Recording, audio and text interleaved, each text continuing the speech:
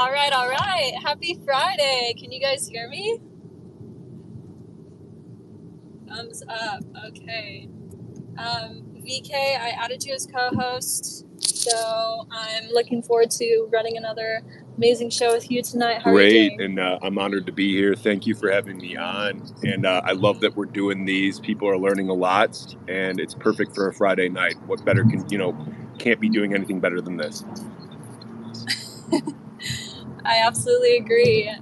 We have Gary who will be in tonight, Dr. Marvel, and some of our other loyal spaces guests. So looking forward to the conversation. Well, what's going on in your world today, VK? Anything interesting? It's an 8-3 day. I tend to be on a different sleep schedule than other people, so I basically slept the whole day because I went 2 days with sleeping, and I've been putting in a lot of work. And yeah, it came to a point where I was like pretty much losing my mind. I'm like, I got to go to bed. And then I just woke up. It was like, I think I probably woke up at like 6, 7 p.m. And but when you basically stay up, 48 hours, you can't make up that sleep. So I always think, I'll be okay and sleep like 6, 7 hours. It turns into like 10 to 12. But that's how 33 life paths are. Edison, Einstein, Wilbur Wright, they hardly ever slept. Charlie Sheen's a good example. And the famous basketball player that Gary knows, Andre Iguodala, he said he basically would have been LeBron if he could sleep, and the only team that he could ever sleep with was sleep well at was the Golden State Warriors. So when he went to Golden State, all of a sudden he was able to sleep, and there's hidden esoteric knowledge to that. That I don't think I could say publicly, but Gary's talked about it. So very, very interesting. And yeah, what's going on in your world? That's awesome. Well, maybe we'll see if Gary can drop some gems when he comes in. What's going on in my world today? I got a lot of content done, and my best friend is in town. So I picked her up from the airport, and I'm going to be spending time with her this weekend. She's a fellow rat. Shout out to all the rats in the in the audience.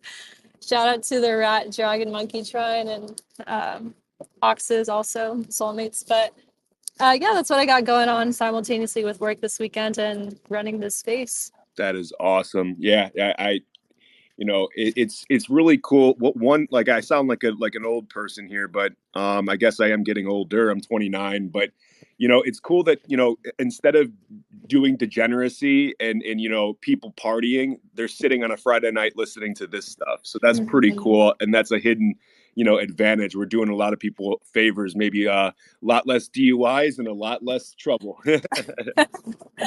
Absolutely. I want to say welcome to Dr. Marvel. Thanks for coming up. And Air Logic, thanks for being a crucial part of GG33 and the community as a whole. What's going on with both of you tonight? Absolutely. We are, or I am at least, very, very happy of being here today with you guys. It's a great space. It's a great community. So everybody do me a favor and retweet this space. We need to get more listeners. I cannot wait for Gary to arrive to the space. Honestly, I just love this community. Best community ever and best spaces ever as well. Oh, you see, I was talking about Gary. He just appeared. So there you go.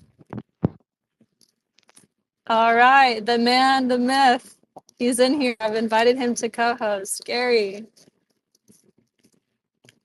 Okay, hopefully he gets it figured out pretty soon. But anybody in the audience who has questions, comments, concerns about anything in their life, please request to get on the mic. We want to give you the floor, the stage, to teach us something or to just share what's going on in your world. Yeah, it's pretty weird. I cannot get him on. It's not allowing me. If you want to take a look, let me see here. This has happened before recently, not just with him. Okay. Let me try to add him again. Gary, you might have to hop out and hop back in. Oh, let's see. I got him, I think. Or you did, but he should be connecting. Beautiful. I was gonna say, I'm like, what are they not gonna allow him to speak? Unfortunately, Twitter has been Well, I'm gonna call it Twitter. I know you guys call it X. I was gonna call it Twitter. I think it's been secretly attacking some of us up here. That's how you know you're powerful. Oh, exactly. You know, there's actually Twitter employees. I'll call it Twitter for you, that are giving people shout outs like, proud of you guys for still calling it Twitter. It's defiant. You know what I mean? So because some of the ex employees or Twitter employees are actually, you know, conservative. So Oh, at least you okay. stand for something, right? You know, we don't want to fall in line like we did with the vax and all that stuff. You know. Hmm. Absolutely. Well, I was able to get Red Pill up here. I don't know what's going on with What's up, Gary, guys? but Red Pill, how are you Good, doing? good, good. What's up, you guys? Yeah, Gary's fixing his thing right now. I'm with him right now, so he's just Hey, fixing his Red Pill. thing.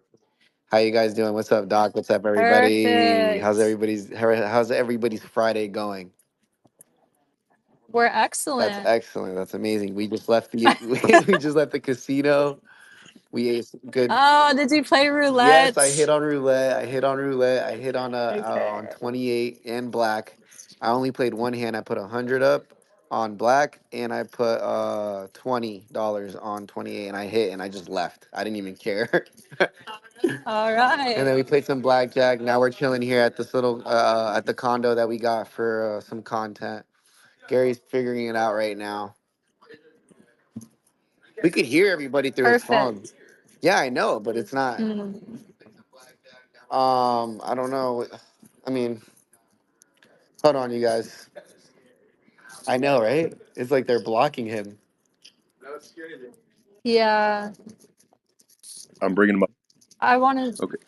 Okay, perfect. I want to say hello to Turtle. Turtle's a crucial part of Beacon, if I'm not mistaken, right? I haven't met you yet, Turtle. Here, he's talking to you.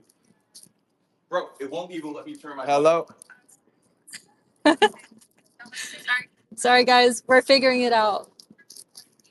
This some bullshit.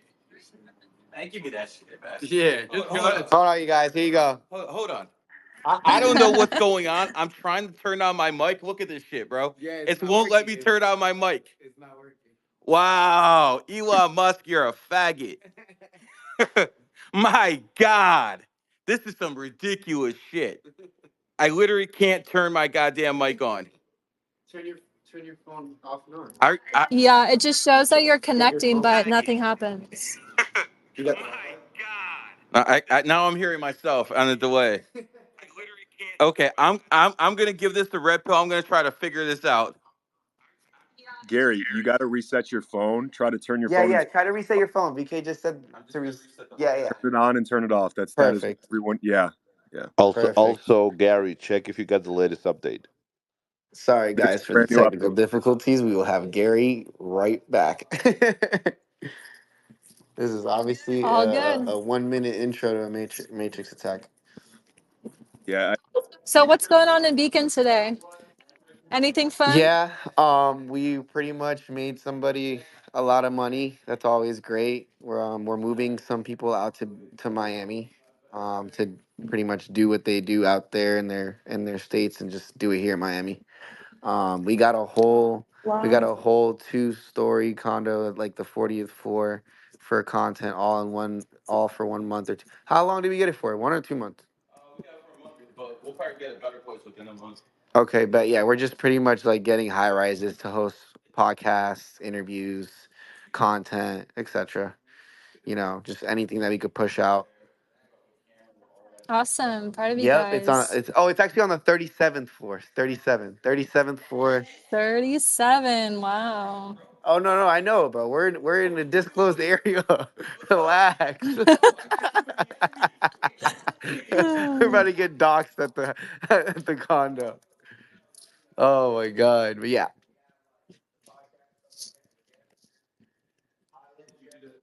All right. Anybody in the audience, if you want to come up, share something, ask questions, we put the show on for you. So please take advantage. It's also an 8-3 day. Great for conversating, great for money matters, great for building networks and relationships. So let's do it while we're here. We're just waiting to get Gary up on the stage, but we got other people up on the stage. Any questions or comments from our I speakers? noticed that Bob joined. Bob is one of the nicest guys ever, I swear to God. Yeah, Bob's a really good dude. Shout out to Bob, one of the best tarot readers in the game, and we thank Yeah. all the support. And shout out to Elgato, my guy Elgato's in here. Known him for years. He's a really good cat. You could follow him at Elgato Macho H. And yeah, I'm trying to see if Gary's requesting. Let me know, guys, when he does request as well. Yeah, I'll let you know. Bob, was there anything that you pulled today that was interesting? Oddly enough, I did a reading and it kind of reflected inner child healing that was needed, which was interesting for a 3 day. So it was that and some other stuff. It just kind of lined up with today's energy. So I thought that was pretty neat. I always like it when things sync up like that. Me too. That's awesome. Oh, okay. I see Gary is trying to come up. Turtle, if you want to come up, I'm going to send you the mic And so you can introduce yourself and talk about Beacon, etc. What's up, And VK? no, Gary, if you're listening, Red Pill, if you're listening, the only other thing I could recommend is go update the app because they have a brand new update. And I noticed that the new update the audio should improve. So that is the only reason I could see. I get notified right away when there's an update. I update it immediately because right now they're under the gun and they're trying to fix this thing because they're taking a lot of heat for this. So technical glitches all across this platform, and yeah, it looks like he's not able to get in here. Maybe the only other thing is the Wi-Fi. Turn your Wi-Fi off and use LTE or 5G or whatever. And that's the only other trick I can give you guys. And I'm not trying to sound like some expert, but that's it. Oh, you're good. Dr. Marvel, anything going on in the 33 Club that you want to announce or share? So obviously, well, thank you for that question. Obviously, whoever get a reading from VK gets 1 month for free inside of the 33 Club. I have said that I think a couple of times already. Working for the Vegas event as well. With logistics and stuff like that. So everybody's welcome. You, Dale, Gary, Bob, whoever wants to come to the Vegas event, you guys are more than invited. We're working on some animations. Many of you guys have seen the GIF animations that we have posted from the 33 Club. So working for animations as well for GG33. I'm doing some animations for you guys. So yeah, we're doing a lot of stuff honestly lately. I love it. I appreciate that, Doc. VKastrology.com. 1 month free with the 33 Club. And it's a great network. Some of the most influential people in the world Doc has in there. So, and shout out to GG, shout out to Beacon, and we support all of you guys. We love what Red Pill's doing with Beacon. It's true leadership, and we're proud. Yeah, brother Beacon. Thank you, brother. Beacon. Thank you, brother. I love And Beacon, man. you guys, without further ado, I will now just pass the mic because we are not able to do anything else. Here you go, Gary. Yeah, brother Beacon. Thank you, brother. Thank you, brother. I love Beacon, man. This is how it's gonna have to be, guys, because I reset this thing a lot of times. It's not letting me talk. When my mic is on, I can't hear anything. So I'm gonna keep my spaces on so people know I'm in here. But I'm gonna be talking from Red Pill's phone. I don't know what else to say. There you go, Red Pill. I'll come in and I'm gonna try to fix this. There's some background on that.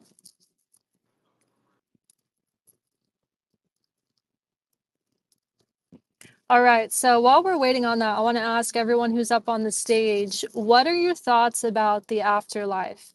We're going to all be very open-minded here because some people have different thoughts.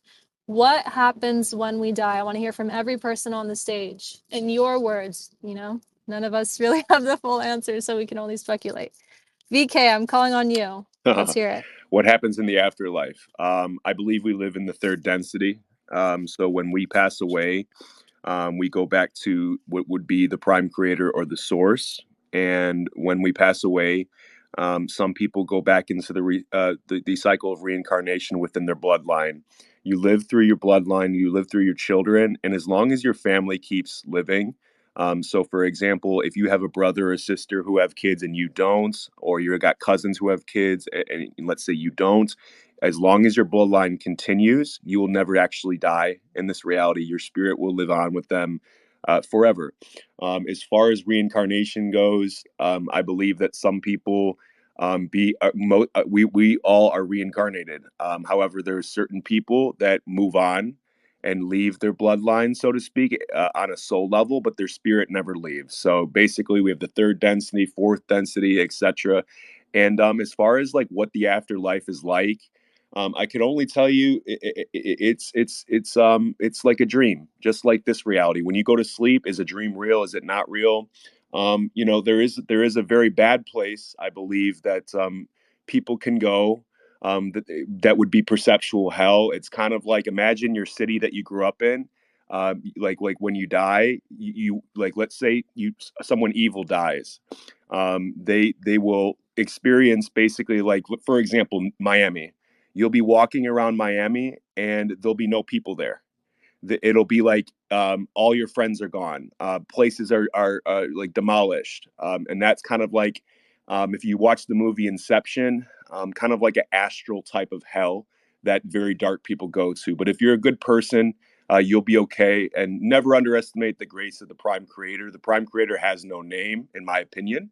And basically, he is above religion. He is above prayer. He's above all of that. That is my opinion. And the Prime Creator needs no homage, so to speak. And that is absolutely my opinion. Thank you. And I don't want to go on and on. Wow, that was so crazy. That was so spot on, VK. Yeah, I yeah. don't even have to say anything. That Thank was you. so spot on, brother. Well, you have to say something, Red Pill, because I'm Okay, calling you so out. all right, let's do it. All right, so here, let me try to see what I can do after that fucking 10 out of 10 presentation. All right. Afterlife, I believe obviously the reincarnation, if you're not done doing here what you need to do here, then you will be back depending on how you did in here in the earth. Um I don't know. The only thing I don't know about is hell. I just hope that you either get reincarnated or you go to the place where, the prime creator is at, which sounds like heaven, obviously, and just be with the people that you felt the most solely attached to. So obviously, hopefully, my family, my mother, my sister, um, my family that I create. Um, hopefully, one of these days, and I mean, if there is a hell, I don't think it'll be, like burning, painful, like evil. I think you'll just have to reincarnate. I give the benefit of the doubt, by the prime creator, to give people chances, because I don't know, you could change lifetime to lifetime, you could figure it out. So that's my little presentation.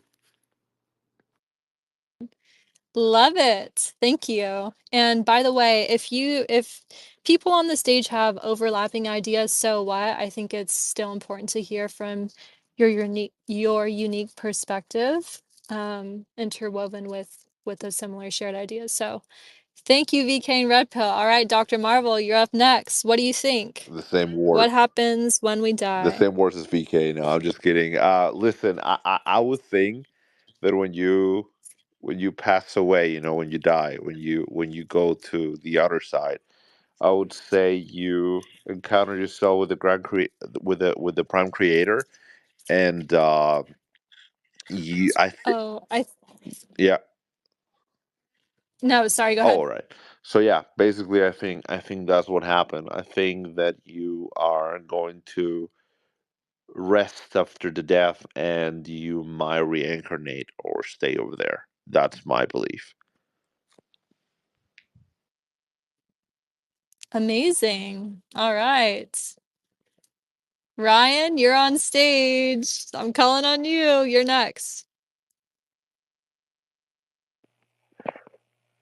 Hey, what's up? What's up? Happy Friday. What do you believe happens to us after we leave this life? Let's hear it.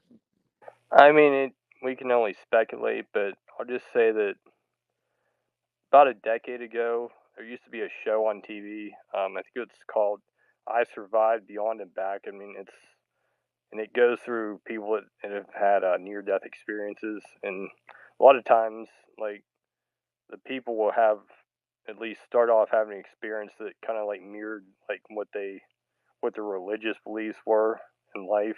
But so I mean, it's hard to tell exactly, but like I think there's kind of like a when you first there's kind of like a purgatorial realm, like a holding station kind of that, and it kind of goes from there. But anyway, all the people on there obviously got sent back, and they were told it wasn't their time yet. I mean, there were people that would encounter like departed relatives or animals that they had, or just different things that like that. So some people say they saw like whatever god they worshipped or whatever. It was like it was a peaceful place where there's no sense of time or anything. And basically everybody said that they didn't want to come back. So I'll say that, but it's kind of like, but they pretty much had to because they hadn't fulfilled their purpose in life yet. So,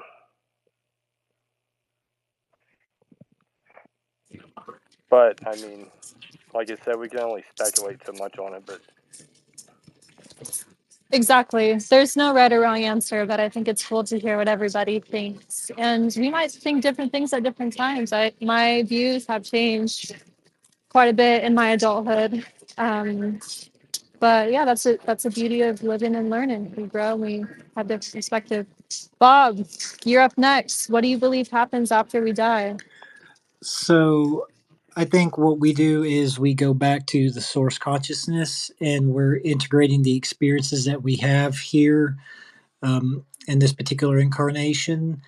And then we take, quote, time because it's completely relative when you get into different dimensions.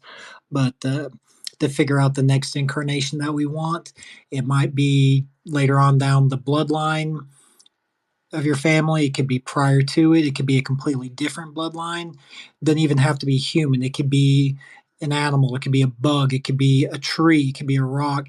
It doesn't necessarily even have to be here in the third dimension. It could be in a different realm because we are fragmentations of source, and we're going out and gathering experience and integrating it back inward.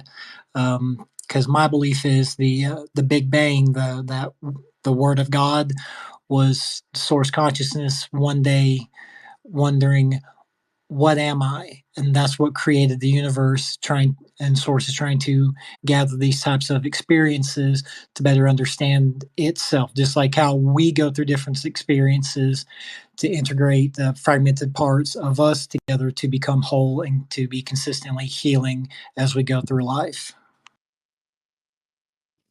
That was very insightful. I like that. Thank you very much.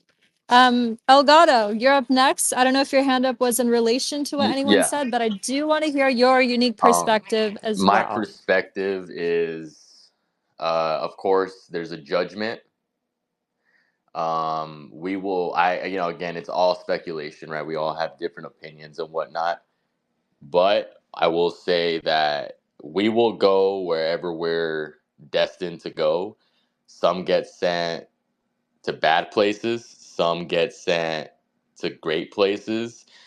All I can say is I think death is overall a beautiful experience. There's something about things coming around full circle. I look forward to when I get judged. I look forward to that day. It might seem crazy, but I know who I am. I know the kind of person that I've been. So I look forward to that day actually. On getting judged, and you're sent. People are sent to where they need to be sent, and they will. But the overall, I think there is a judgment. Like I said, one can only speculate. Hell could be something completely different than what most people think. Everybody's got their own version of hell, right? Fiery pits, walking the realm for eternity, and there's nobody, in different versions of hells, right? So uh, what hell can be for someone, it can be very different for another. But all I can say is, people will go where they're meant to go.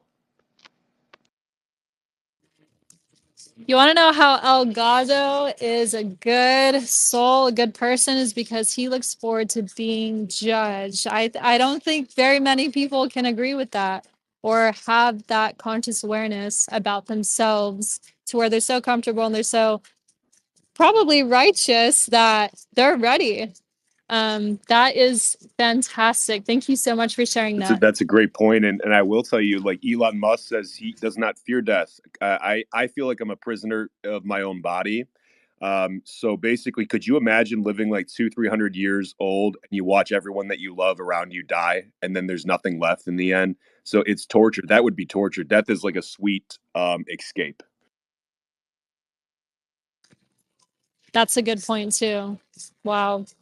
Um, all right. Well, thank you so much for the shares. We have Frankie, who is up on the stage. And since you're here, we want to hear your perspective on what you think happens after we die. And then if you have any other questions or comments, please feel free to share. But the mic is yours, my friend.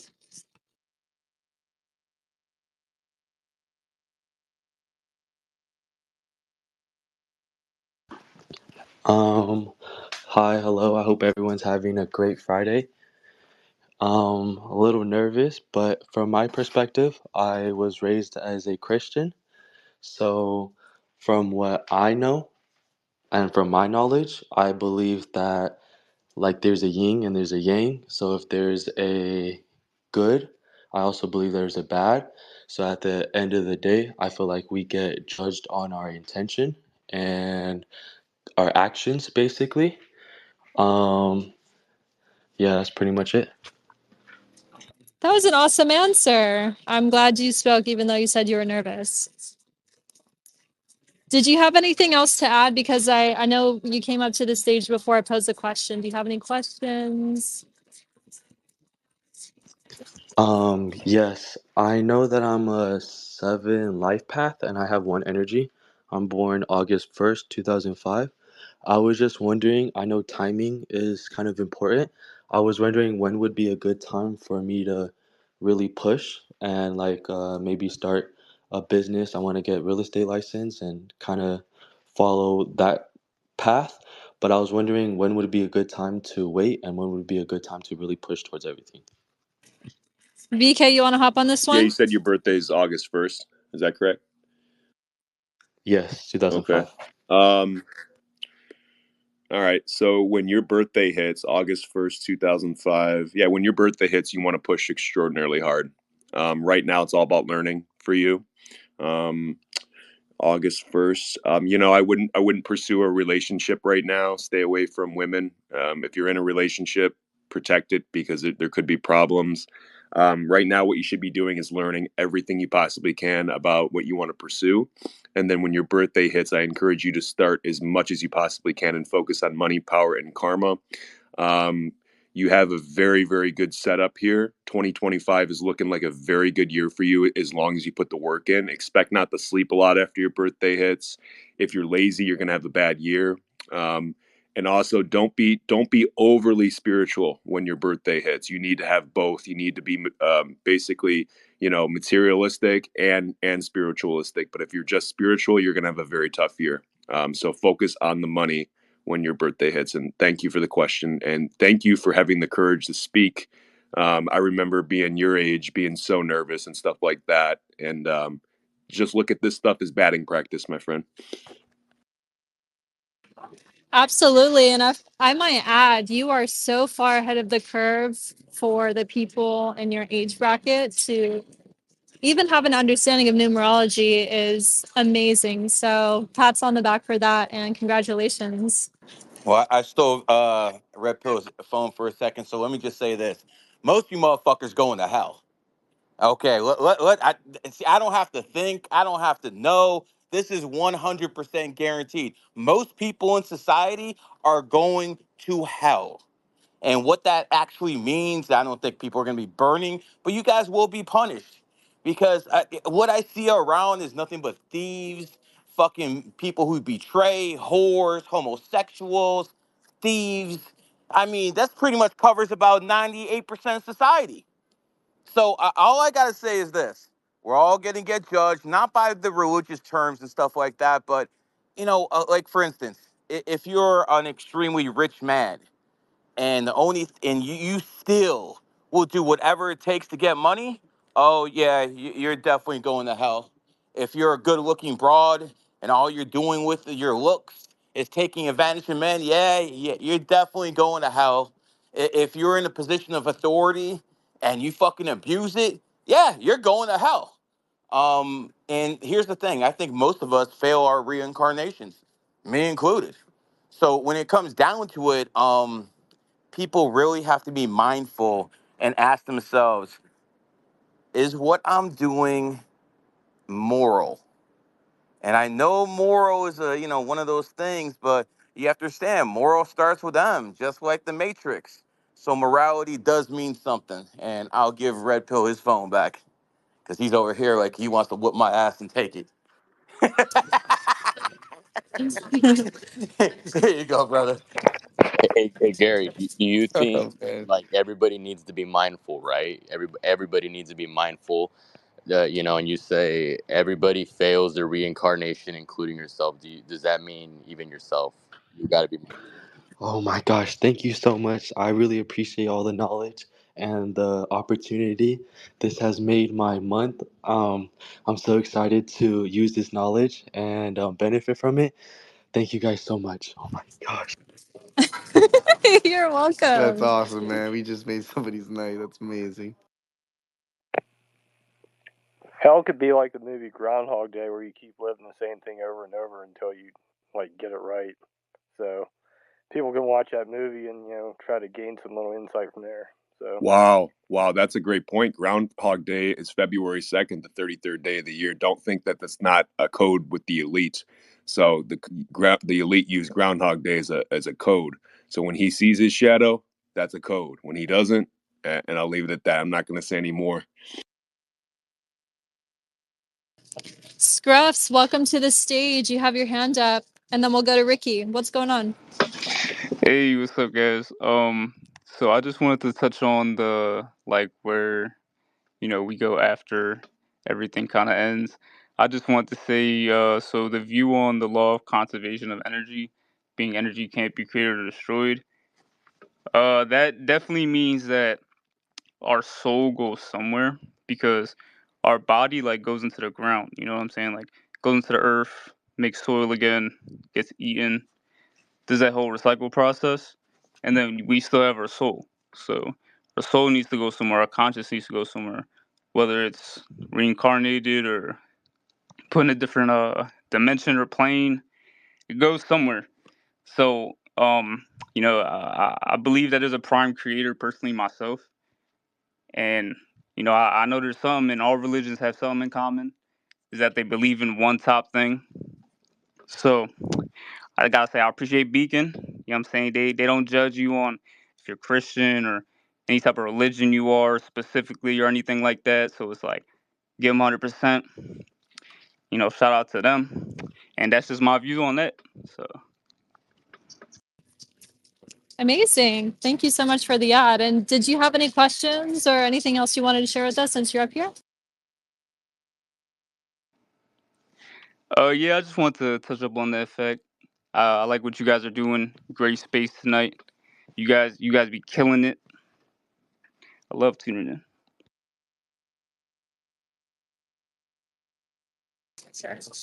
All right. Well, thank you so much. Ricky, you have your hand up. Welcome to the stage. How are you doing tonight? I'm great. How are you doing yourself? What's good, Ricky? I'm wonderful. Thank Of you. course. So I want to touch on the topic of where we go afterwards and whatnot.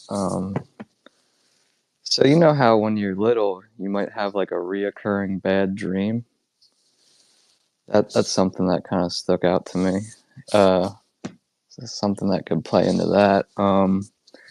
But basically what I'm trying to say is you'd have to break the cycle to escape it, because with what you guys are saying with like Groundhog's Day, it's just about changing who you are to escape it, because everyone can fail it. It's just you have to, navigate it with your morals, right? Yep, absolutely. The morals play a huge part in what happens afterwards, from my perspective. And no one's perfect, but it's just about the little things you can do daily to improve yourself. That's how I look at it. Absolutely. Well, I want to say thank you to everybody for your input. BK, what's on your mind?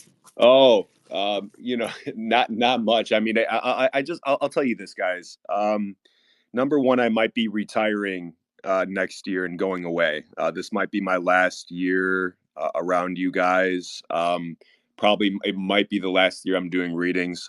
Maybe I'll come back in 26. I made a poll if you guys think I should just retire and walk away from this. I have a lot to work on myself. Not that I have problems. I have to make sure that I'm the best possible leader, and that I pass this incarnation.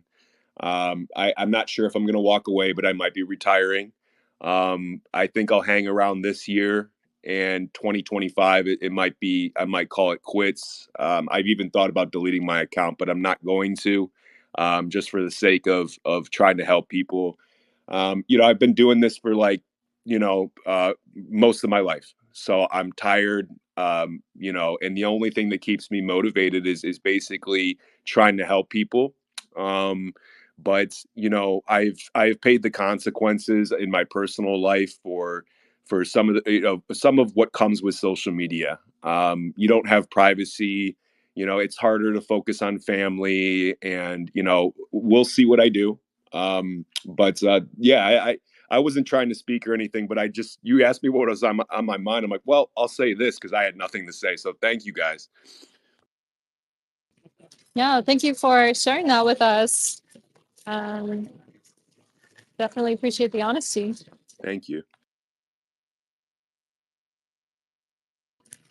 All right, if anybody in the audience has questions about numerology, astrology, any of the things that we've talked about so far, or any of the things we haven't talked about and you've been wanting to ask from tonight or from other spaces, please request the mic. We're here for you.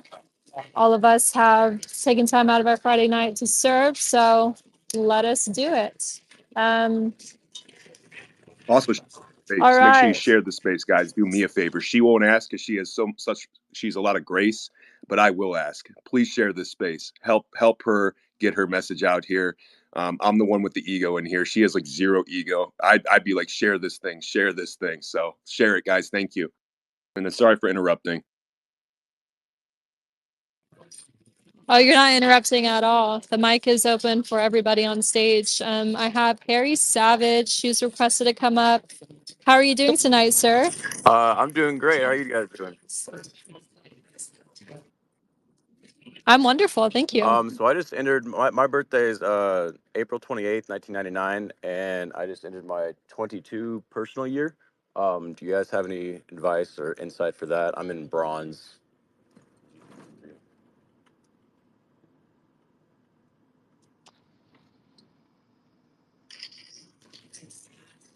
Do you guys hear that? Yeah. Peyton, you're born on the 22nd. If I'm able to say that, maybe you could help him with that if you want, or if you want me to take it, I can. Oh, I can take it. Yeah, so a 22 year is a very special energy, doesn't come around very often, and it's different than the 4. It's like the 4 on steroids. The one thing I would say that you really need to look out for, because when people get into a master number personal year, they get excited, like something crazy, magical, awesome, fantastic is going to happen. And there's definitely room for that. But on the opposite side of the positive qualities of the master numbers, there's the challenges, and the challenges typically hit pretty hard, especially for the 22 being the master builder and simultaneously the master destroyer. So sabotage is probably going to be the biggest theme of this personal year. You need to not sabotage your progress. You need to compound, work diligently and consistently with whatever it is you're setting your sights on, whether that's money, relationships, business, interpersonal relationships aside from romantic, etc. So 22s typically get pretty comfortable because their momentum will come easily to them. They enjoy working hard.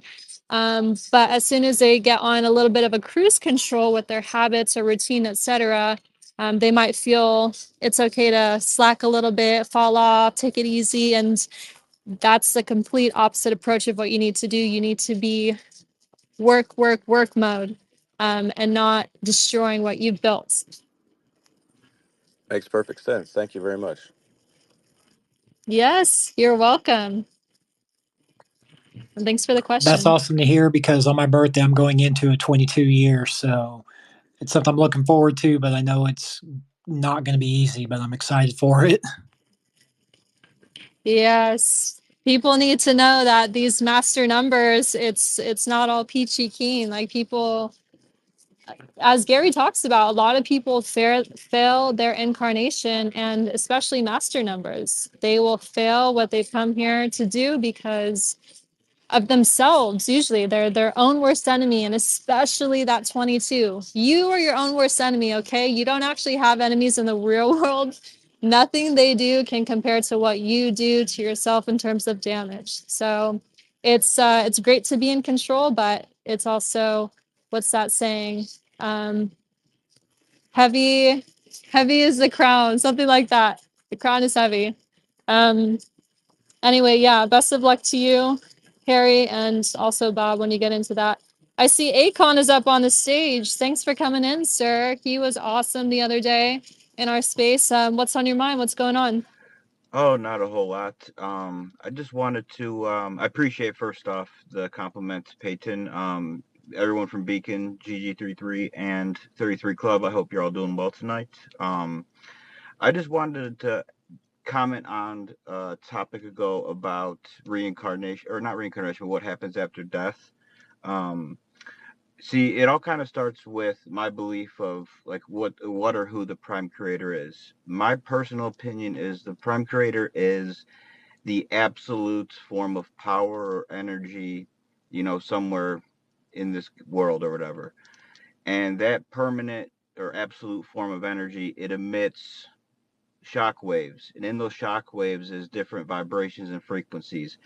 And in the right frequencies, I believe that's where physical life manifests. And that's where you get the other kinds of dimensions and stuff like that in different frequencies. So I believe that as we get older and our frequencies weaken and eventually they kind of diminish or fade, I feel like it's just scattered in its darkness. You no longer are conscious, aware. It's almost like there's no thoughts or nothing anymore. You're not even a thing. But then I think at some point that absolute power will take that, take what your disseminated, frequency and I don't know, restructure it, reorganize it, and put it where it needs to go somehow. And I think then all of a sudden, the next kind of light that you see instead of darkness would be, when you open your eyes coming out of your mother's womb per se. So that's kind of my whole take on it. That like kind of like I think it was it Bob who said that energy can't be destroyed or something like that. I think it kind of plays into that thing that it's never destroyed, but it's just redistributed, but you won't ever know. You could live many lives and you won't know. So, like, I'm an 11 life path. I just found out. I don't know if I've ever found out in past lives if I was, where I was. So, Excellent. Well, thanks for coming in again. absolutely. I want to see if Dr. Marble has anything to add to that or just to the space in general. You're awfully quiet up there, sir. Just chatting with the 33 Club, regarding to the Vegas event. Sorry for that. Listen, I think what Akon share is, from my point of view, is a little bit accurate in a lot of ways. I used to have a friend who was a Rosicrucian, and he passed away in 2021. He was an ox, and he passed away in an ox year. And he always said that when you pass away, you should never go to the light, because that's a way for you to reincarnate again. So he was always saying, you know what, if you ever die, don't go to the light, because you're going to reincarnate again. Don't go to the light. Don't go to the light. And I called him a week before he passed away, and I'm like, dude, I know you're gonna pass away, so don't go to the light. He's like, yeah, you don't need to tell me, dude. And I'm like, all right. So yeah, he had cancer. He passed away within 2 years. Cancer took him away in 2 years, and I mean, I hope he didn't went to the light. That's all what I'm gonna say. I'm sorry to hear about that, Doc. That's Thank you, brother. Appreciate yeah. that. And I appreciate though that's cool that you kind of have a similar idea than mine. It's fitting too, because every time I see your name, man, I think Doctor Strange when I see your profile picture, even though it's Doctor Marvel. So, but it's cool because it all kind of fits together. You know what I mean? So you kind of believe in the same shit. So that's cool. Yes, brother, absolutely. Yeah, you're not the first person telling me that about my profile photo. But yeah, brother, yes, definitely. Yeah, Yeah, yeah, I there really, really appreciate that. there's something going on. I mean, I don't know if anyone in here has ever done or know what DMT is. Does anyone have any recollection what that is besides myself? I have not used it. Never, Yeah, I've it's never, very, but I very rare and hard to come across. It's basically a drug that you don't like use as a drug. Like when I did it, we meditated for 3 hours before we did it to really kind of just give ourselves a cleansing and a real peace of mind. And it's like 20 seconds of being on the most intense acid or mushroom trip you'd ever been on. It's If you know anything about that stuff, there's a point where you peak in your trip, and it's the most intense and realistic. DMT is like that, but if it's like literally 0 to 100 in a second. And when I did it, I felt that what I was seeing. First, I saw shapes that didn't make sense, like in this world. They wouldn't be real, I guess, if you could call it like that. But what I saw, I felt like things were coming to me and interacting with me, but it was in a way, it wasn't verbal. It was through lights that flashed different like levels of brightness, and they change color sometimes. It was really fucking weird, and I got the sense till this day that something was trying to communicate with me. I don't know if it was a demon. I don't know if I was somewhere else, but it's supposed to unlock your pineal gland to see what the third eye can see. And I'm also in the belief that right now, where every one of us is sitting, there is something going on right next to us in another dimension that we do not have the frequency to tap into. That's my personal belief. Maybe that's where that takes you. But as soon as I did that and I kind of got out of it, i felt I felt mentally like clear or different. It's very hard to describe, but that was probably I was happy for a long time after that. So I don't know, it was really fucking weird, but you guys should check it out if you can. You're definitely right on the aspect of there's things roaming around with us right now that most of us cannot see. But this is actually something that all of us can develop through. I put out a tweet today, barely scratching the surface of what it takes to see other energies, see other people's aura, see the colors, sounds, vibrations of other people. You have to be able to do it for yourself. But working on your chakras, healing your physical body, and pretty much restructuring your life to live in an honest, truthful way. That's how you get started on being able to see these other things. It's all real. There's not just us. We're not just humans and animals and plants. There's a bunch of other things going on. It's pretty exciting, but also scary for some people.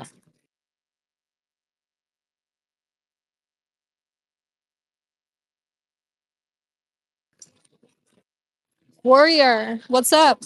I see your hand is up, and then we'll go to you, Harry. Hey, how's it going, everyone? Hello? Wonderful. How are you doing? Good, good. I just wanted to add, when he was talking about the DMT, there was a book, I believe it was called The God Particle. It was someone who did a study regarding the effects and experiences people had under DMT in a controlled environment. So they were given a certain dose, and some went under for long periods of time, or at least perceived, right? It was more or less timed, but everyone's experience was very different. Some had almost nightmarish experiences, others had, they lived almost another lifetime. Others said they went through these layers, and there's a layer of light and sound, of snakes, and all these different things.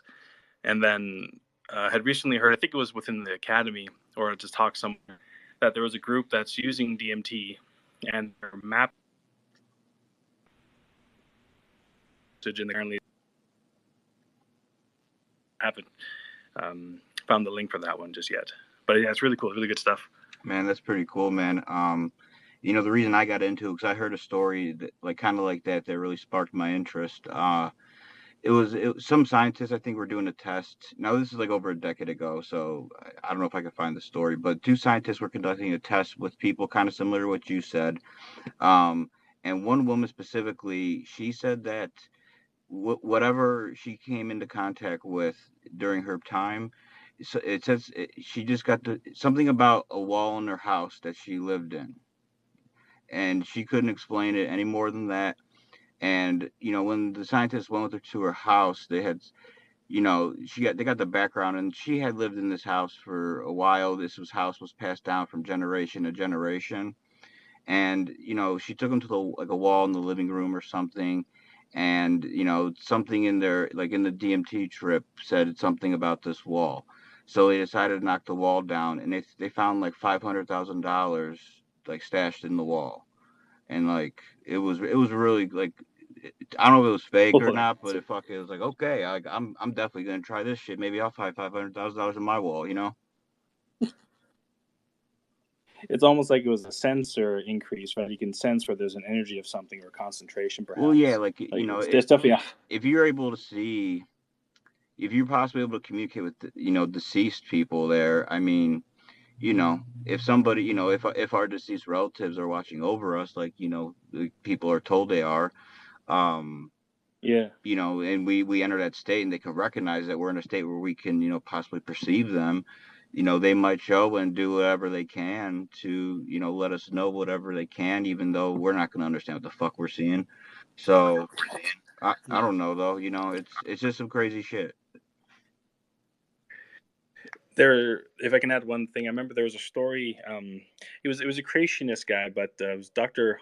Hovind, and my sister had mentioned him, and so I went through his material. He was talking about the state of the Earth many years ago, and there was a possibility that, say, you know, there was much more atmospheric density, and that, you know, the trees were bigger, right? Because we have some evidence, you know, at least down in the Earth, of much larger plants than what we have now.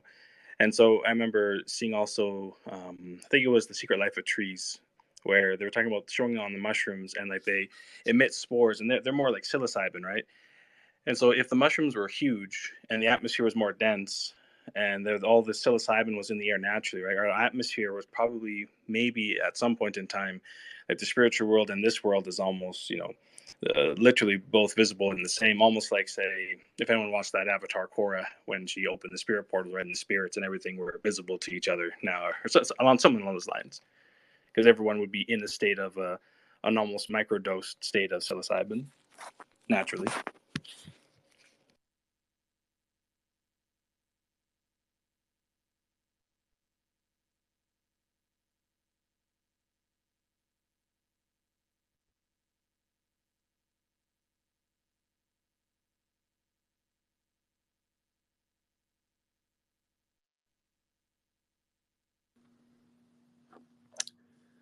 Great point. Did we lose connection here, or did I lose connection? I apologize if I'm interrupting. No, yeah, I think so something cut out there. But did the story get It went blank for through? me as well. I heard it, yeah. Okay, so yeah, it probably got through. But yeah, that was all. That was all.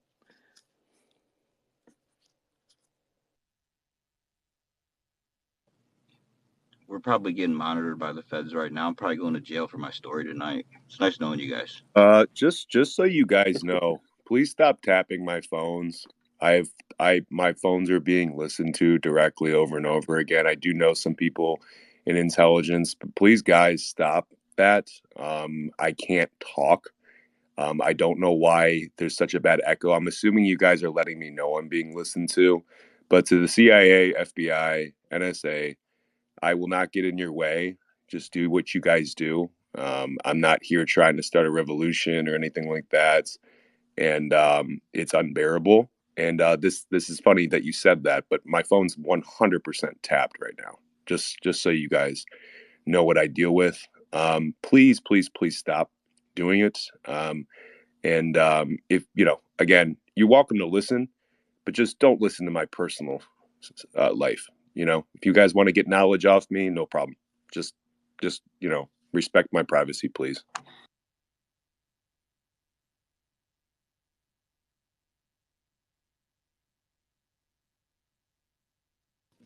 Thank you, BK, and thanks to people listening undercover for respecting his wishes. We got a couple of hands up. I think I said Harry was going to be first, so please go for it. Harry, what's up?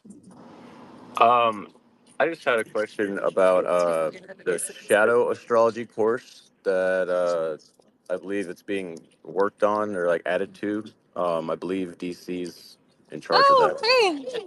Oh my gosh! Sorry, guys. Great question. Yes, so I was going to make an announcement about this. We are going to be bringing back shadow astrology as long as Gary is okay with that. I have some plans and ideas for shadow astrology, which is a brand new form of astrology created by Gary himself and helped by me. Other than that, do not want to speak for Gary, but we are in the process of trying to bring that back. I honestly am shocked that you asked the question. I don't know if Gary made an announcement, but we're going to try to. No, there's only 33 people in the group. I just happen to get in. I'm one of the Yep. 33. Well, we're going to be rebranding. Some great information on there. Thank you. And Gary, if you're listening, we're trying to bring that back. But this guy beat us to it. So if Gary allows it, we'll do that. But I have plans that we need to talk privately about that I think would be a really good idea. So thank you, sir. I appreciate the question. Awesome. Thank you, Harry. Sweet Dreamer. I don't think we've heard from you yet. How are you doing? I have to make an announcement, Gary. It's not letting me add you as a speaker because he tried. It's not letting me add the person that you texted me to add. Peyton, if you can try to add Gary, let me know. And I'm super sorry to interrupt you because I brought that person up, Sweet Dream. So thank you. All good. I sent you a co-host invite, Gary, so hopefully it works. Sweet Dreamer, go ahead. Thank you so much. All right, thank you. I had a question about my core numbers. So I'm a life path number 8. I was born January 1st, 2004, and I only have one 8 in my core numbers, but there's a lot of correlation throughout my whole life. Like my the day that my grandparents are born on my dad's side, it's the 20th and the 26th. You add them up, that equals 8. And I'm sorry, I don't know why I'm so nervous right now. I was I was born in Cortez, Colorado. That equals 8. Sweet Dreamer, you're perfect. Keep going. We have 2 people talking at once right now. Did you hear that person talking, Peyton? There's a complete glitch here. And also, No, just Sweet Dreamer. That's all I I heard. couldn't hear Sweet Dreamers. Wow. There's 2 people talking at once, so the space is like cut in half right now, 50-50. We are listening to one conversation, then there's another conversation. I believe we have to have someone as a speaker who's not going to speak drop down to get Gary on. I think you could only have 8 speakers at once, Peyton. I'm not sure, but we're trying to get Gary in here, and that's not working out. But I think there's a limit to how many speakers. So if there's anyone who wants to drop down, You could please drop drop me. You could drop me. It's completely like fucked, bro. I've tried from all accounts. I've tried from my main account. I don't know what the hell is going on today. You would think it's an 11 day or something, but this is not working. So I'm just gonna hijack this dude's phone over here, man. I'm just gonna have to hijack his phone, man. What? You see, that just turned on. You see? You see how that just turned on out of nowhere? That's insane. Yeah, this is something else, man. Someone doesn't want me to talk to you people. That's all I consume. Well, Someone does not want me to talk to you people. I mean, it's funny. You take out my 100K account because as I was in there with a 100K account, we have 1,000 people in here. Then you take out my 40K account. Now I'm on a backup to a backup to a backup. That doesn't work. I'm trying to go to my burner account. That doesn't work. Man, we're just having a grand old time today. How you folks doing? good, good, bro. Gary, I don't know if you heard my story. I'm being tapped heavy right now, heavy tap, and it's bad, bro. So I gave a whole speech. I Yeah, heard. I heard. I heard. Welcome to the club. Leave the line open and play something loud and annoying all day when you're not talking. No, man. I mean, when the CIA is listening, you talk about CIA stuff, like how they tried to overthrow the Venezuelan government in 2019 with the pig, and they completely fucking failed. But I mean, I appreciate you guys using better tactics because you guys been fucking getting your ass kicked time after time. I mean, what the fuck does the CIA even do, Kraken, anymore? Because when you guys look at wars. You have to understand every single war is a failure of the CIA to actually do things from a convert mission. Like, we don't want American soldiers dying. None of us want that, except if you're the enemy. No one wants that. And the reason we're sent into Iraq, like, for instance, the reason we had 2 Iraq wars is because the CIA failed twice to take out Saddam. I mean, these guys have their black budget. These guys make probably spending like 500 billion every single year in their black budget. And at the end of the day, what happens? They fail time after time. But I mean, what do you expect when the only thing they're worried about is feminism, promoting homosexuality, promoting all the fucking garbage out there, and they don't actually go to the work of spies? Thank goodness that this is not the 1950s or 60s because the KGB would be whooping this CIA's ass. The CIA actually did something in the 70s, 80s. They used to fucking own this KGB. I know so many stories when the CIA actually beat the KGB. When the Cold War ended, that was because the CIA actually did it. I mean, if you guys actually think about it, Russia, basically the Soviet Union fell in 1990, but it came back in 1991. So the CIA pig had their operatives in the Russian government right away. Boris Yeltsin was fucking Bill Clinton's bitch. And then what happened? Something they didn't expect. Boris Yeltsin was so fucking corrupt. The former president of Russia was so fucking corrupt. When he was leaving office because he was alcoholic, he knew he was dying. He had to protect his family, and he knew the CIA couldn't protect him, so he cut a deal with Putin. And Putin is a dragon, and dragon is the enemy of the dog. And who was the best friend? Who was the puppet of who actually owned Yeltsin, the horse? It was Bill Clinton. Bill Clinton, the dog, owned the horse Yeltsin. And as soon as Putin came to power, he said, fuck you. And that's why Hillary Clinton hated his ass. But see, this dumb bitch, she tried to take him out with protests she basically funded through NGOs in 2012. Who tries to take out a dragon in a dragon year? Fail. Absolute fucking fail. It is what it is, man. So, the CIA, if you're listening, stop tapping people's phones. You know damn well I'm not trying to do any fucking rebellion. You know damn well VK isn't. You know damn well no one in yep, this fucking room is. But why don't you actually do your job? Because right now, Chinese intelligence is fucking straight up owning you. They're fucking making you yep. hold their fucking ankles. So at the end of the day, CIA, do your fucking job. You work for us. You work for the American people, and I say this with great respect. I know a few CIA agents. You may know who they are. You may not. If you know me very well, I told you who I know, and they're very close to me. There's good guys in the CIA. I got people in the FBI. One of my best friends. But I'm just going to tell you guys, it's unbearable. I can't talk. I know you guys have to kind of let me know I'm being tapped, But it's not just from one phone either. It's multiple. So thank you guys, and thanks, Gary. What's up, brother? What's up, brother? Well, the balcony's the nicest spot here. But we're gonna start fucking doing a lot of shit because my Achilles injury fucked me up. It's time to go back in the game, man. Fuck all this shit. And by the way, if you guys knew who the fuck I was talking to for the past 2 weeks, you guys would be in fucking awe. Isn't that right, Chris? Oh, exactly. It's insane. Anyways, I'll let Red Pill have his phone back, man. Here you go, bro. What's up, guys? Hey, Red Pill. Oh, what's going on, guys? This whole thing's fucking weird as fuck. It is, isn't it? I mean, it's It's I've only actually. getting worse and worse. Like literally, gradually, but every space that we've had, it's like shitty connection. Somebody can't hear nobody. Now this.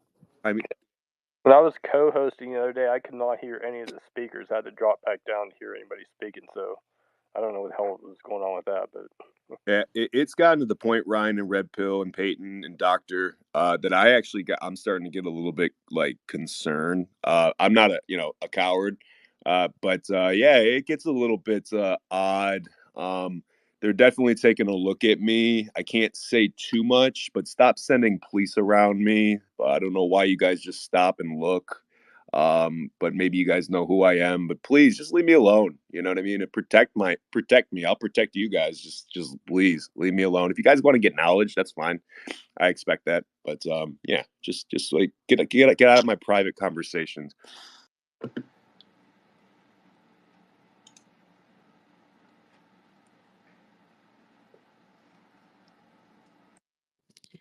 All right, guys. I know it's been quite the ride tonight, and the last couple of spaces having all these issues, but we're just going to keep going. We can't be afraid or let these things knock us down. So let's keep it rolling. Frankie, you have your hand up. What's going on?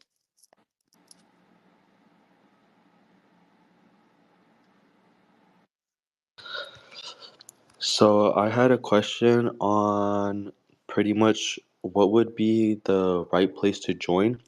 I've been interested in GG33 for a while, but I've also recently just joined the Beacon Telegram, and I wanted to know like what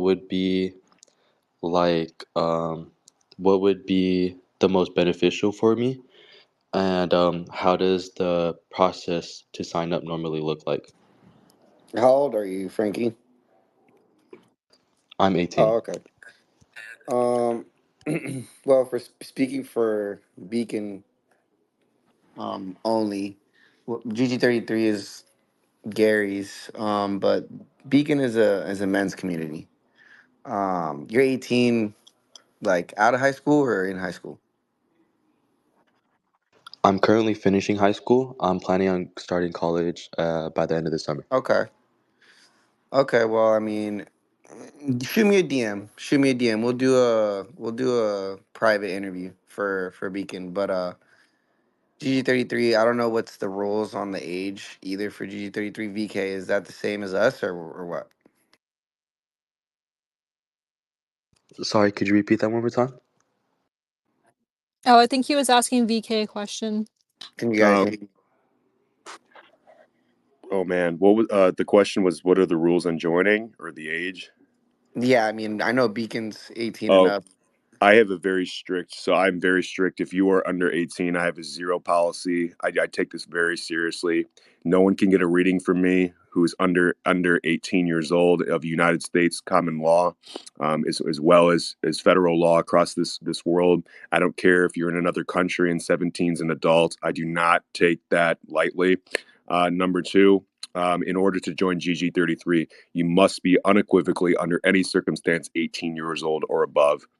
And we will leave it at that, Red Pill. And you know exactly what I'm saying here. For sure. For sure. That's why we need an ID.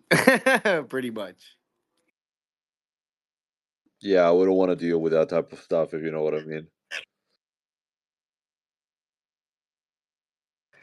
Thank you so much. And I also had one other question as of right now. I was wondering what's your guys' opinion on shrooms and acid? because right now I'm doing this thing called monk mode, and I don't drink or smoke, and I meditate every day. But I also really like shrooms. I was wondering, is that something that I should continue, or is that a negative aspect?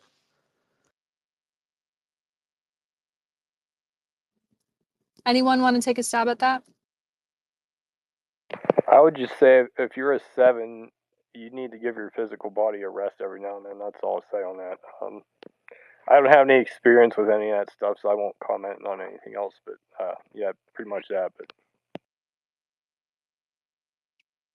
I personally am against like psychedelics and shroom usage in terms of advising people to use it, so I'm not the best person in this realm. But Dr. Marvel, do you have something to add? Well, I've never tried anything of that, but I have had friends doing that. They have said that they have different experiences with that, if you know what I mean.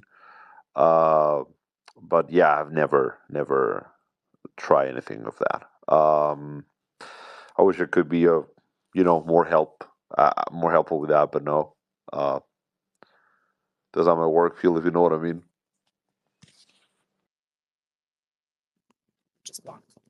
Hopefully that helps, Frankie. I see Scruffs, you have your hand up, and then we want to get some of the other speakers up. Robert, I see you requesting Son of God, etc. So we want to get everyone, give everyone an opportunity to speak. We're just gonna rotate you guys out. So, Scruffs, what's up? Hey, yeah. So, I actually have a question for you. If you can answer this question, it's regarding like parasite cleansings, I guess. Do you like know about those? Yeah, absolutely. Parasite cleanses, if you want to do it the right way, and the right way means like the deeper way, you want to do a lot of fasting prior to it, and then take some time to incorporate the cleanse. And this can be pretty intense on the body, and I recommend people planning in advance so they can take off time of work, stay at home, etc. If you want to do something that's a little bit more mild and something that is sustainable for just being able to do all the day-to-day activities and stuff that you do, you can incorporate it into your routine. It's just not going to be as hard hitting. So look into the product Scram.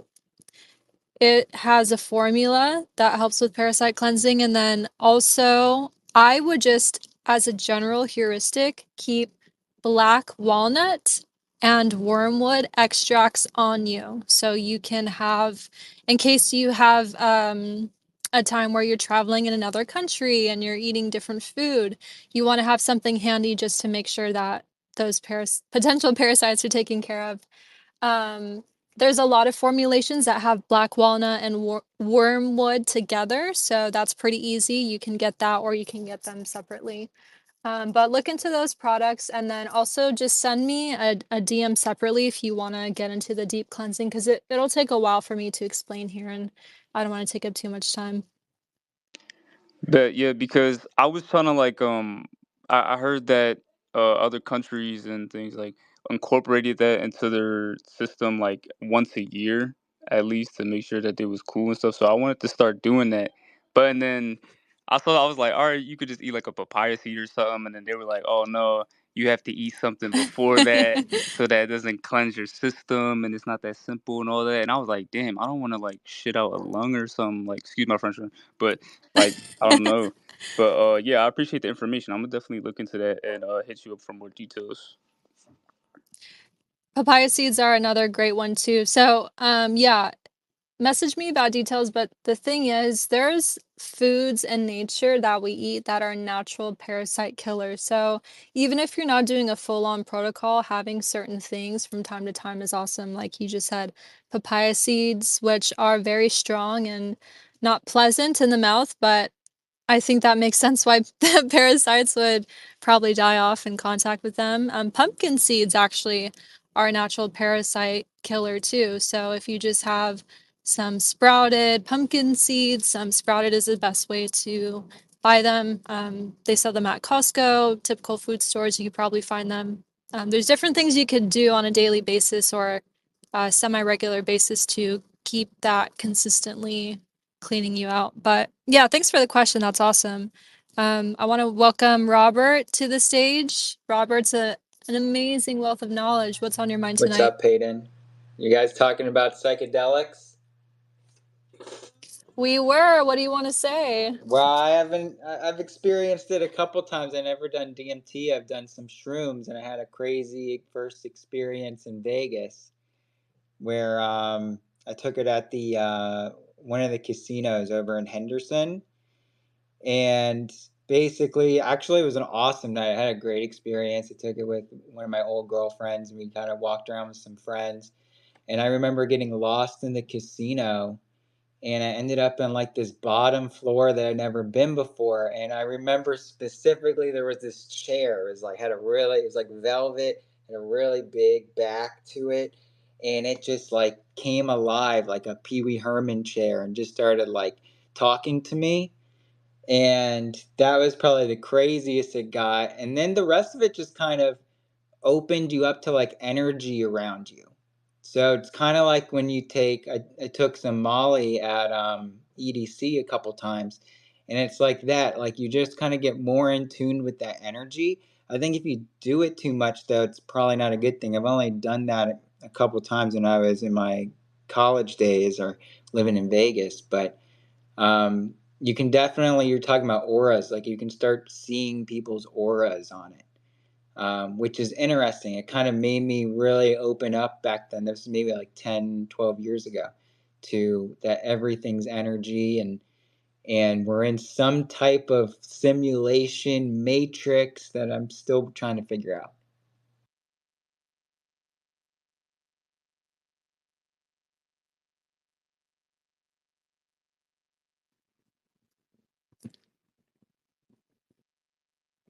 Can you guys hear me? It all went blank for me for like a good 2 minutes. I couldn't hear anything for 2 minutes. Somebody speaking? Okay. I don't know. What was that last part, Robert? About being able to see the auras and kind of energy, and that kind of opened me up to how everything's connected in energy, and that this idea that we're in a simulation. One of the strongest things was actually sativa, which I did that when I was like 20. I remember I had a party and a bunch of friends come over. No one really knew what that was because you can like get it at a smoke shop, right? Back in the day. And it looked like weed, so we were like, okay, let's try it. I remember it just smacked me in the face. And I couldn't move. I literally was drooling out of my mouth. I had like all my friends over at this party. I'm sitting on the couch. I literally could not move, as if someone glued me to the couch. Like I couldn't even lift my arm. And across the way there was this chalkboard that I had that we would just write things on, and that grew Mickey Mouse arms and legs and started like dancing around the room. And then it was Do you over want in like 5 me to minutes. take you? Sorry, go ahead. That experience was over in like 5 minutes, and I was like, that was crazy. I never did sativa again, but it's funny if you can unlock your mind in those ways. It kind of makes you feel like, what is reality? Like our mind right now is just programmed as if I'm running a computer script. The script only does what the script's meant to do, right? Unless I change the script. So basically, you're going in and like altering pieces of the code temporarily. So I kind of look at it that way. So that's kind of an interesting way to look at how we tap into this reality we're in. I have always wondered because I have not, the only substance I've used is alcohol a few times, not even a lot of times, and coffee, which some people wouldn't say. But I've never smoked anything. I've never done shrooms or acid or any of the other stuff you guys are talking about.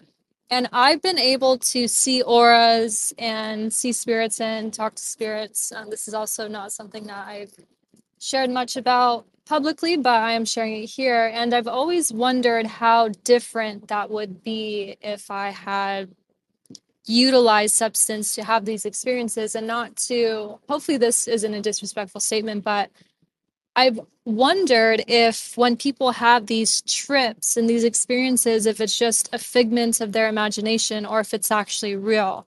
Anybody who has used anything and felt like they had different abilities through it or saw the world differently, what would you say? Would you say that it was some kind of figment of your imagination that these substances were enabling, or did you actually tap into an ability? I mean, that's a good question. That's, I guess, no, we'll never know that for sure. But I looked at it as similar to being in a dream. So then the question, is a dream in your imagination generated in your brain through chemicals, or is that some type of astral experience? Now, you're already pretty awake to that. So for you, maybe that's something that's not as awake to that, to unlock it, take off the regulator, as per se. Because I think we come in here with these regulators on because we go insane without it. Like, I remember hearing stories of Vietnam people, and back in Vietnam, they created night vision, but they made it in a red spectrum. And when they were using that red spectrum, I've heard testimonies of crazy stories that when they could look through that red spectrum, they would see demons and spirits. And one story I heard, they were like in a helicopter and the guys just started shooting like crazy all over the air. And they're like, what the fuck's going on? Because there's a couple people not using the night vision. And they were just freaking out, like panicking. Now that the night vision's always green. So that kind of makes me wonder if it's just changing the lens to be able to see those wavelengths. Really, that's what it is, a vibrational wavelength. Mm-hmm. Yeah, that makes sense. In relation to the dream, maybe rhetorical question, dreams are definitely partially a figment of your imagination, but when you go to sleep, you can also go and connect to different planes, and you can act, for people who have passed away, their spirits being in other realms, they can actually come meet you in a dream state. So, but it's still very hard to decipher. I haven't even been able to do it myself. Hard to decipher which is a dream where you're just having a recollection of this person who lives in your memory now, or no, you actually got to hang out with them that time. So I think a lot of the questions in relation to these topics are not going to have true answers, but it is great to see the different perspectives. Anybody else have experiences with psychedelics, etc., that wants to chime in on if this is actually real or there's just imaginatory aspects to it? I just want to say I'm going to drop down the listening. I've got some work to do, so I just want to keep listening, but I'm not going to really be Yo, able to definitely. contribute to the conversation. So I didn't see anybody with their hands up, so I'm gonna just speak on it.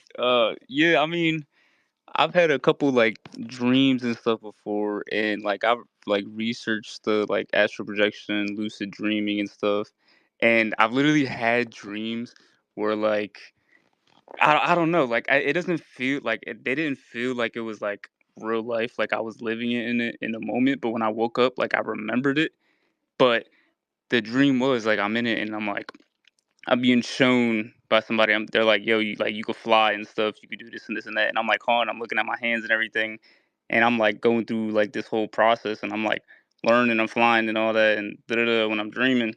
So it's like it seemed like it, and then I've had another dream where I was talking to somebody, and I was asking some like personal questions and all that, and then they were like, "Yeah, I could tell you some things, but I can't tell you like a lot. Like you got to learn a lot from yourself." So I've had dreams like that where I've kind of tapped in.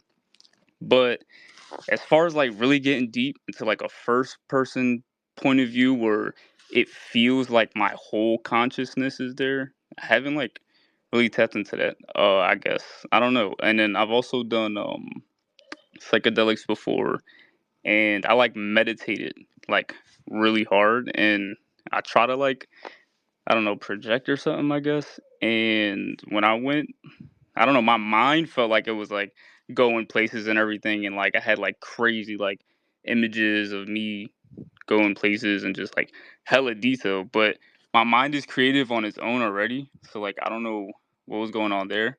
But spiritual realm is very like cool to think about with my experiences.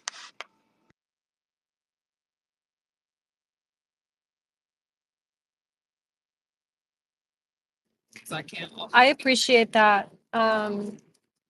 I think it's cool to hear people's experiences, and it also allows other people who haven't done it to kind of live vicariously without having to actually go through the substance use. That's funny. I want to welcome Son of God to the stage. You've been waiting very patiently to come up as speaker, so thank you. How are you doing tonight?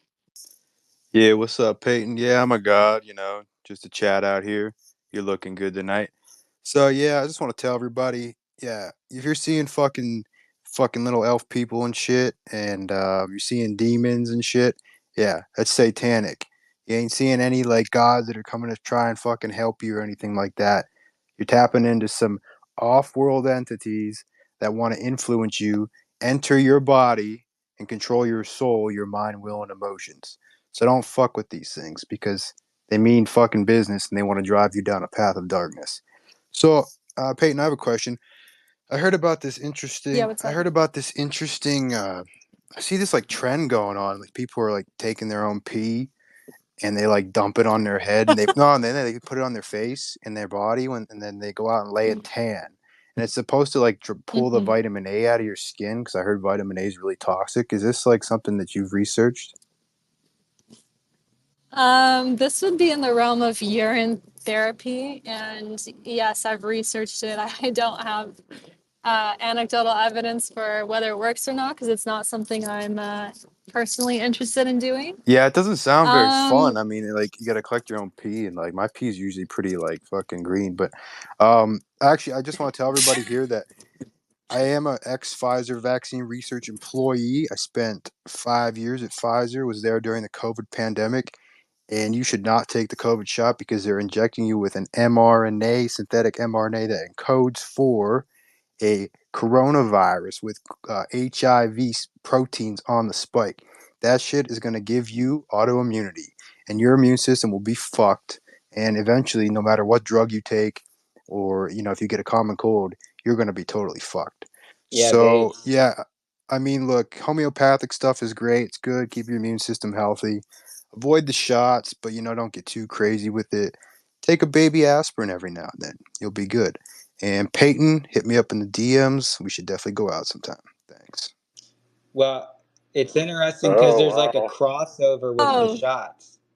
Because have you seen these What do you videos mean of crossover? people taking shots and then they like turn around in circles like they're panicking, like a demon's coming to get them, and then they drop dead? Nah, there's no relation yeah, there. I saw that. I was seeing those videos, so But I'll I've tell you seen a this. lot of those I'll tell you videos, like this. at least The, the 100. gene the gene therapy technology they are researching actually they want to eventually be able to put like graphene oxide or some kind of component that has an ability to conduct a charge into your body, inject it into your cells, and allow it to It's replicate. already in the shots, yeah. No, well, yes, it is. It is potentially present. The certain batches have different lipid nanoparticles in them, but not all of them. So it's Well, just there's a enough where technology they're that they're looking at working them on in it. microscopes and they're Well, seeing there the is graphene. in some people. Some people did experience the paramagnetic effects of graphene oxide. That's why they did the experiments. People were literally putting a magnet on their arm when they got the shot because the concentration of the spike protein was right in that area after they got the shot. And so the graphene oxide, if present, is paramagnetic and thus can conduct a magnetic field, a very weak one, but it still conducts a magnetic field. And so, yeah, it's definitely in some of the batches, but like we're all just giant guinea pigs for this experiment. So, yeah, everybody get ready, get N95s because look, there is a avian pandemic flu coming. They're planning it. It's going to be akin to the 1918 Spanish flu. They're going to murder 1 billion people. So get ready, buckle up, get turmeric, get your fucking immune system right. You better get some zinc. You better get some nasal iodine spray, and get right with God because these people want to murder your ass. Thank you.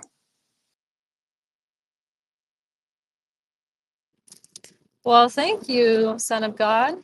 I was gonna say something, but I forget. Well, on the topic of the urine therapy thing, I don't recommend doing that. I don't think that's an effective way to get rid of vitamin The A if only you way wanted I'll to. do it is if you pee on my face.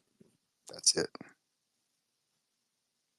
Okay, that's getting a little bit. You're not gonna talk like that. Get him out of here right away. Number Who was one. that? Who was that? Number Who was two. that? Who That was yeah, that? bro. That's not Son okay, of bro. God? Yeah, who is this? He's. I don't care if it is or isn't him. He's out. Okay. Was that Son of God? Yep, Mr. Son of God. Yeah, just block him, you guys. He just trolled some stupid shit and try to say they're gonna kill 1 billion people. Just block him. You guy's Yeah, a yeah. fucking retard. Join up again. It sounded good what he was saying for a second, then he just went on some stupid shit. Yeah, yeah, and you see how number one, the Pfizer guys are all on NDAs. Number two, if they claim that they work for Pfizer, and I know there's possibly even a Fed speaker right now. But I will say, they're not going to come out and say that stuff. And if you ever do hear anyone from Pfizer, 9 times out of 10, they're being told certain things to tell you. And it's part of the intelligence agency and stuff like that. And again, I'm a very practical guy.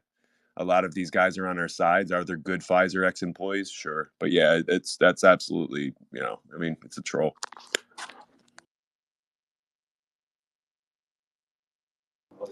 Yeah, we gotta do something about these guys trying to come in here. I think we should have a little private talk and get these Uh huh. guys the hell up out of here. Uh huh. I mean, Yeah, yeah, I yeah. know who Does around me. anyone have that guy saved, like his account name? I'm sure we have someone who's got it. It's on the record too, but he won't show up as a speaker. So I'm sure someone is. I do know that who's around me, who's a CIA. Just so you guys know, I do know who is around me. Don't think I'm stupid. You know what I mean? And you may be in here as a speaker right now. You may not, and I'll leave it at that. But don't think I'm naive. Don't think I'm not connected either. I support the CIA, I support the FBI, NSA, etc. I have nothing against them. I'm on your side, guys. So, but I'll leave it at that. And I'm talking to maybe I'm talking in code here. Yeah, no pornographic comments will throw you the hell out of here right away. So.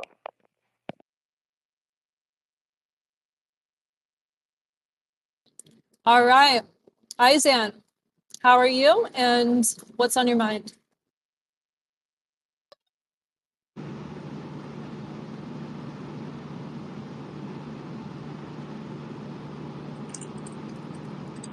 Hello?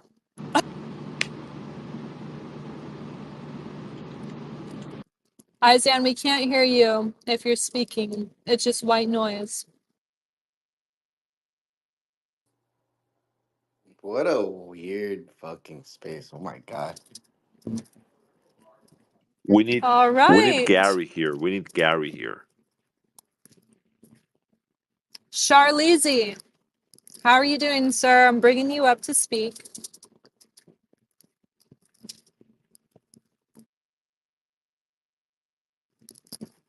Connecting. Bueller. All right. Charlize, the mic is yours. How are you tonight?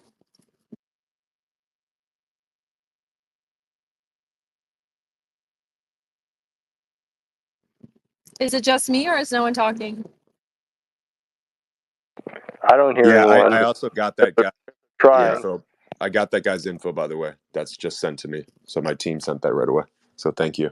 So that if anyone, Charlize, how are you? Hi, I'm doing well. What's up, guys? Shout out GG33 Beacon, everyone. Happy Friday.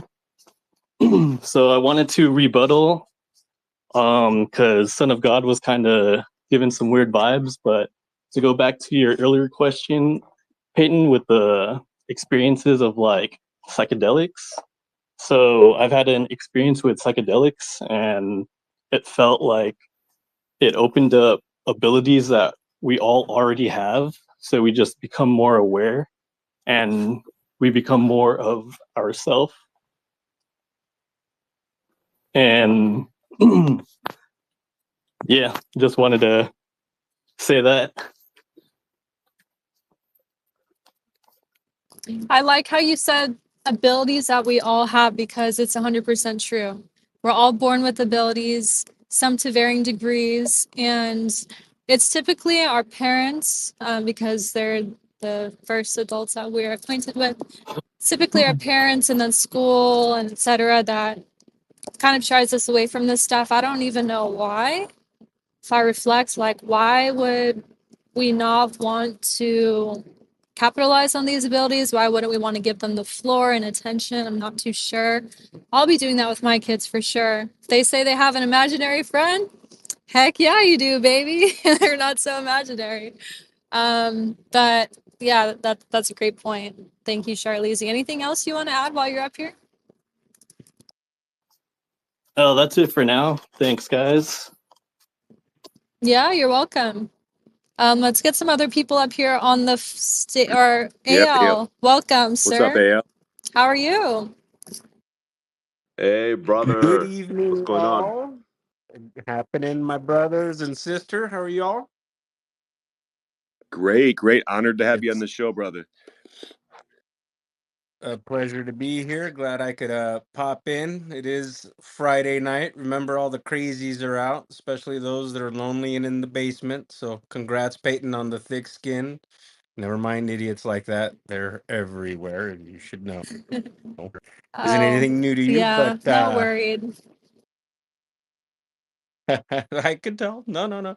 As usual, you have a big following on your space this evening, and obviously the conversation has turned a little sour and maybe off topic. And I don't think that's the Friday night special. But speaking of crazies and you experts in astrology and numerology this evening, what's in store for the next week and the rest of this month? It seems like they're coming out of the woodworks daily now. What's going on?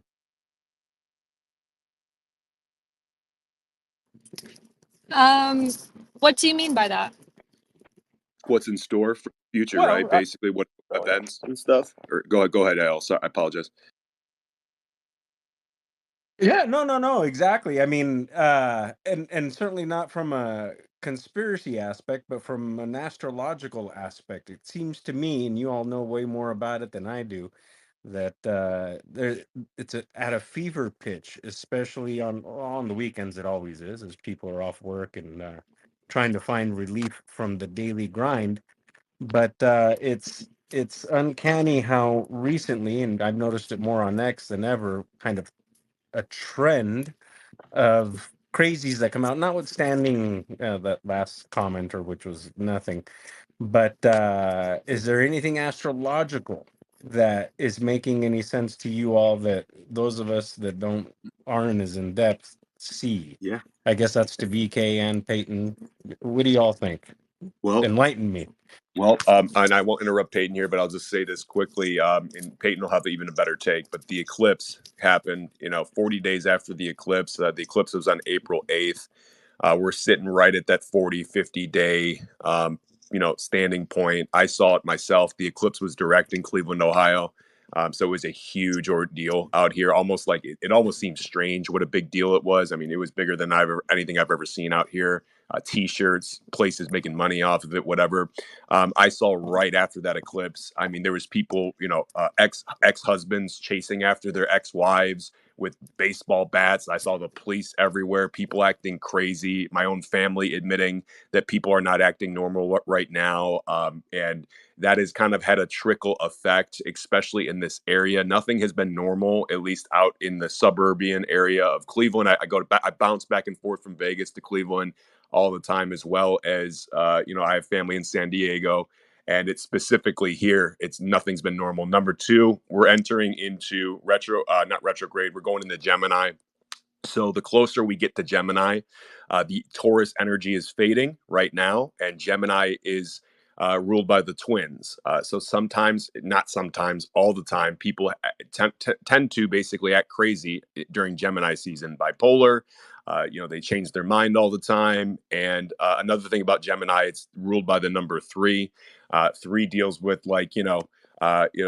infidelity, cheating. Sex is a three-letter word. You'll see that, and then also.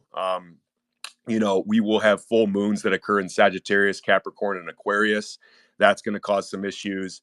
And then we got a Mercury retrograde coming in July. So buckle up, guys. And Peyton's got a way better take. But yeah, it's going to get a little bit rocky here, and exciting as well. But go ahead, Peyton. I apologize.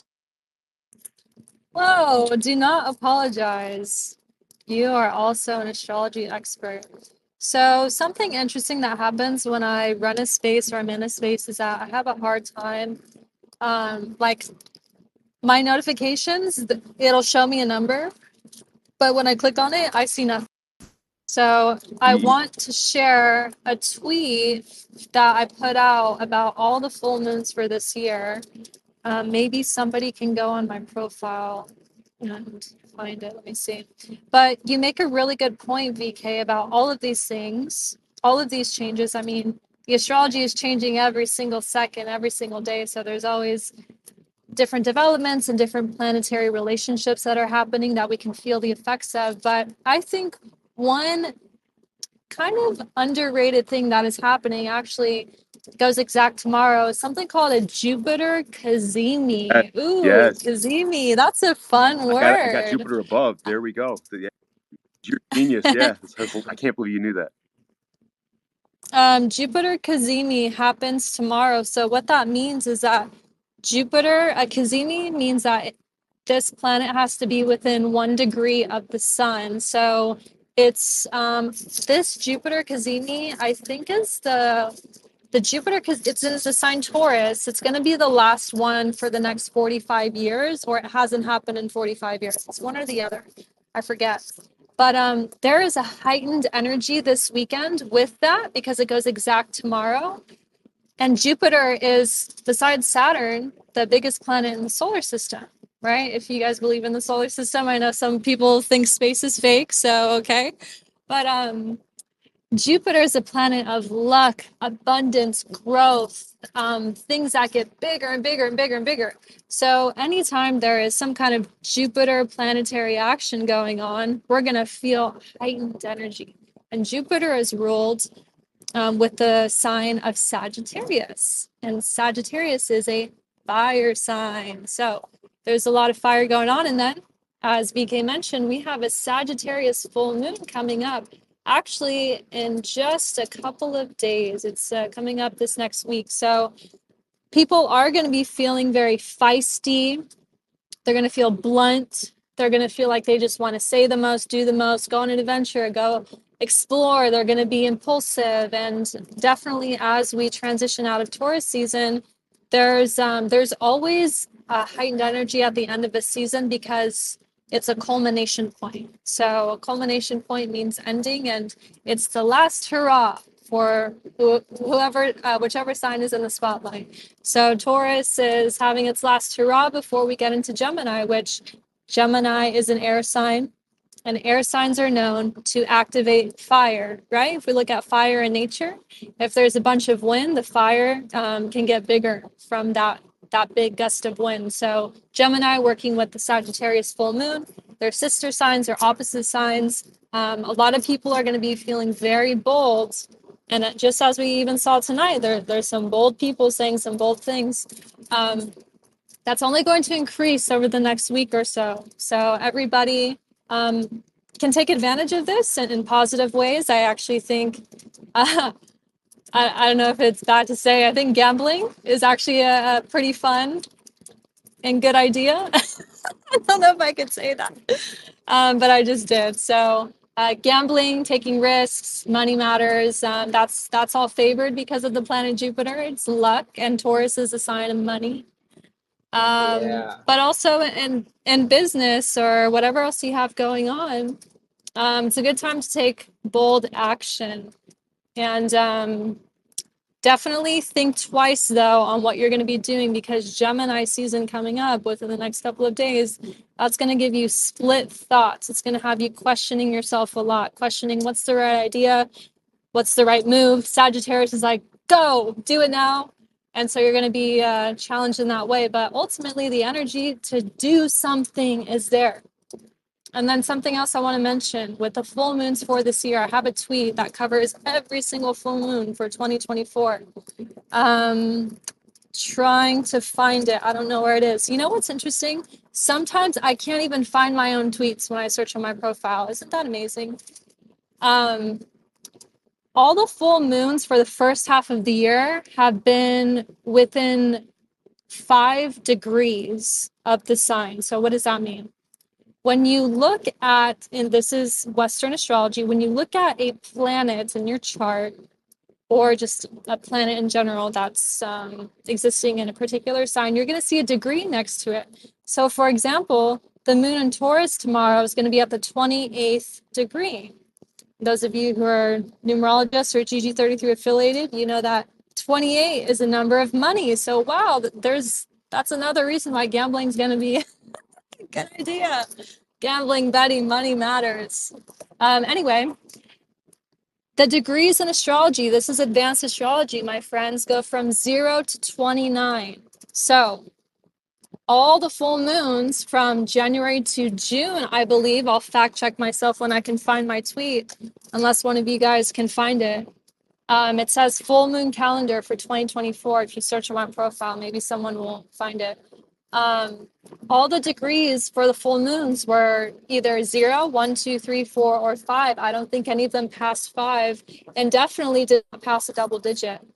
And then interestingly, I think starting, it's either June or July, the rest of the full moons for the year are in the 20 degrees. So 20 to 29. So that is a completely different energy than the beginning degrees. And that means that there's going to be heightened activity on every single full moon. And what's also really fun and exciting for us, not just in the US, but in the whole world, because the whole world is affected by the US election. We have election season that's only getting closer and closer and closer. And I think a lot of people for this whole year, really, especially after the dragon year started, Chinese astrology, people are anticipating what's going to happen. They're waiting for the thing. And there's been a lot of different things that have developed, but they're waiting for that thing. I think a lot of you guys, you know what I'm talking about, but you also don't know what I'm talking about because nobody actually truly knows. We're just waiting. So the full moons for the rest of the year are going to be pretty spicy, whether they are in a fire sign or air, water, or earth. So I think, as VK stated, get ready. I think, and maybe even AL, get ready. I think that's great advice. And you want to ground yourself. You want to actually be working on your physical body because people's nervous systems are going to be challenged. People in unconscious ways are going to be triggered a lot more than they probably anticipate. So you don't want to fall victim to making decisions based off of your uncontrolled emotions. And that's my spiel. All right, AL has his hand up. What's up? Yeah, no, great answers, great info, very, very impressive, both VK and Peyton. And I have a follow-up question, but to address what VK had said, I noticed that very much in my personal relationships and in business and just people in general. Very, what's the word I'm looking for? I can't say flighty, but just unpredictable. 1 minute, in a personal relationship I have, everything is fine, everything is normal, and I'll hang up with that person, talk to them 3 hours later, and then almost completely different, 180 degrees.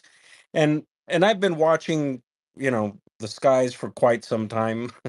But in the last 6 7 months with the Skyview app, I look up at the planets, and I have noticed Jupiter and the Sun and Mercury and Venus. I saw them, of course, Mercury come across a few months ago and whatnot, and paid attention to the eclipse. But I don't understand the correlation in astrology and zodiac signs the way you all do. So that part is very enlightening, but definitely, again, there's that fever pitch, and one of the things I find most curious is that people are numb to everything. Barges running into bridges, what would have been 10 years ago news for a week or 10 days, doesn't even last a new cycle, doesn't even last 10 hours.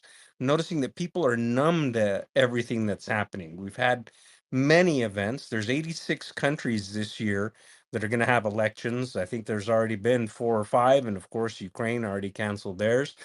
But for sure, this is a crazy, crazy year for a lot of people. So my follow-up question to everything you just said is, does Pluto have any effect on this? I know it was once a planet and then it was demoted to a dwarf planet and now they're trying to bring it back. But this is Pluto's 1 year birthday. It's taken 248 Earth years for Pluto to make one circuit around the sun, one orbit. 248 years ago was 1776, and we all know the significance of that date. So, Pluto being so small and so far away and having its 1 year birthday, does that have anything to do with anything? Because the planets and the stars, they're aligned. There's no question about that. But what do y'all think? BK and Peyton, Mm-hmm. both of you. Wow. It's significant. Pluto is always going to be significant to me. I don't care about far away, blah, blah, blah. It's small but mighty. So, yes, especially because of that anniversary, which you've so wonderfully mentioned. Pluto is a planet of life, death, transformation. And so there's absolutely no way that we can discount it in the conversation of astrology and what's going on. And we are in the age of Aquarius. VK, I think, will have a great add on this. But as we get deeper into the age of Aquarius and Pluto fully moving into Aquarius, we're only going to see the heightened destructive tendencies of it because of the shared sign, Aquarius. And Aquarius itself is a sign of shock and unexpected change. So we have that Aquarius energy coupled with the planetary action of Pluto together, but also separate. And we are definitely in for a rocky time just for that perspective alone. But VK, I'd love to hear what you have to add. And then Junior and Robert. Yeah. So basically, great questions. I could not have said it better on the Pluto aspect, Peyton. So when it comes down to Aquarius, we are getting the negative ends of it as well. So as we progress through the age of Aquarius, you're going to see, numbers down for religion, numbers down for groups. Pisces is ruled by the fish. Fish swim in, schools, right? So schools are even down. I believe the first major Ivy League university, and I'm not going to come up with the name here because I forgot it, has now gone completely virtual. So you're going to see a huge transition into the Aquarian era. That is why you're seeing things like Freemasonry. It's just because of the energy. It's not because the Masons are necessarily doing this at all. It's because of the energy. You're seeing a lot more transparency with Freemasonry. You're seeing transparency with different things that you never saw before, and people are speaking out. Especially because of the pandemic the last 4 years. Another thing is, you see stuff like the Vatican, the Pope, supporting LGBTQ stuff, all that type of stuff. The reason why the Pope's doing that is not necessarily because they believe in it. It's because numbers are down so bad that they're trying to pick up the pieces because money is taking a beating with them right now. And I respect the Vatican. I don't like what the Pope's doing. I know the Vatican's against what the Pope's doing, but I respect the position because all these people are being forced to do certain things. Other than that, AL, great question. I think Peyton hit it on the head. And I want other people to be able to speak as well. But yeah, hopefully you guys learned something there. And hopefully I didn't repeat myself. I know I've talked about that before, or maybe somewhat, but great question, AL. And thank you so much. Hey guys, can you hear me okay? Absolutely. Hey, someone was talking about after death and how to avoid the light. How are you gonna do that? Like, you're gonna get a memory wipe, and how are you gonna do that?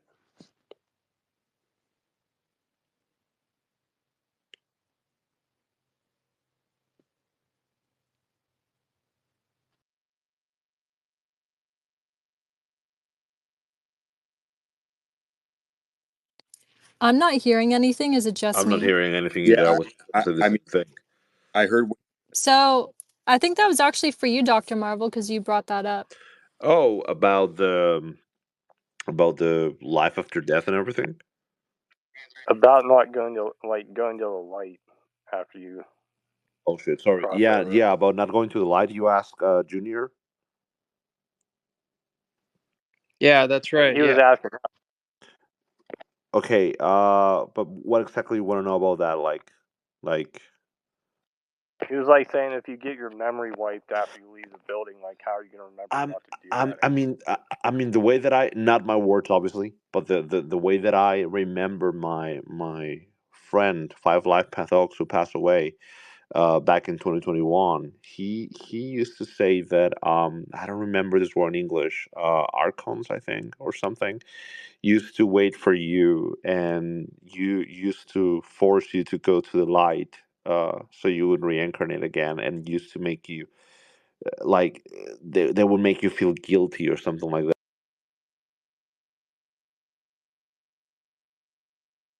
Yeah, but how to avoid the light?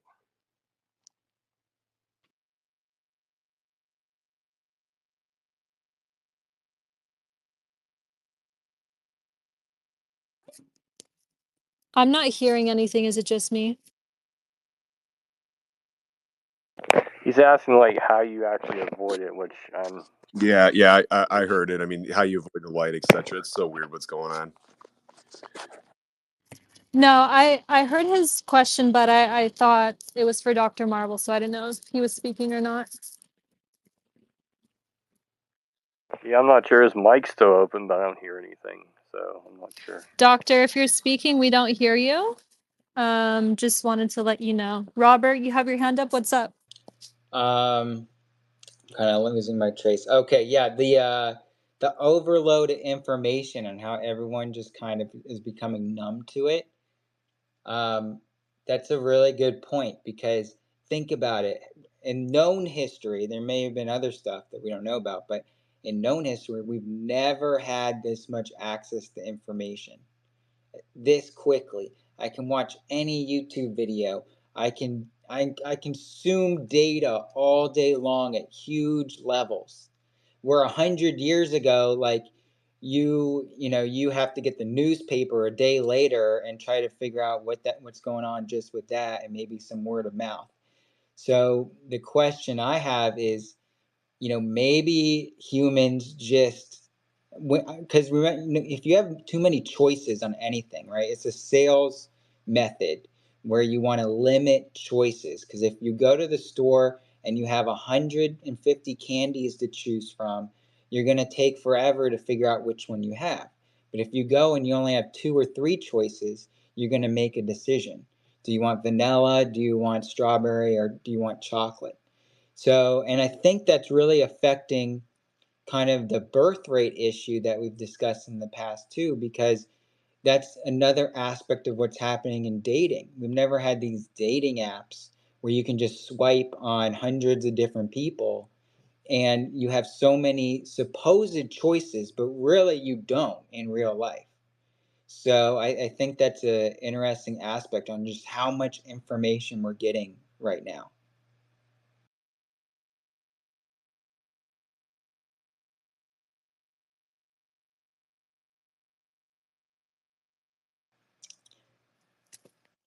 Frankie is wanting to come as speaker. Yo, thank you guys for allowing me to speak. I know that we were just talking about the dating issue, and like I couldn't agree with that more than 100% because like I was reading this statistic the other day. I was looking at it, and it was saying that like women, and look, I've dated women on these dating apps, and they get like, you guys know this too. If they ever show you their profile, which I've had multiple women do, they got thousands. Man, they got thousands of likes. So I think this is kind of skewed one way. Obviously, it's going towards women, and it's trying to make them all prostitutes, pretty much, because like they think that they got thousands of guys liking them. Now, the women that I've dated that have shown me how many likes they got on, particular dating apps, it's like, not obviously they say, right? They say their excuse, oh, well, not all of them are eligible, right? Well, if you got thousands of likes, it's going to be very easy and very simple for you. As soon as that guy does one thing that you don't like, you're going to be like, fuck it, I'm out. I got another one. You're going to go down that list, 1,000 people. And maybe out of the 1,000 people, you got like 200 men who are like attractive. They're financially successful and independent. And then women just, that's all they fucking Zoom for. And excuse my French, but like, that's how it is. And on the men's side, man, like, y'all men, you know how hard it is, man. It doesn't even matter. Like what you make, how good you look.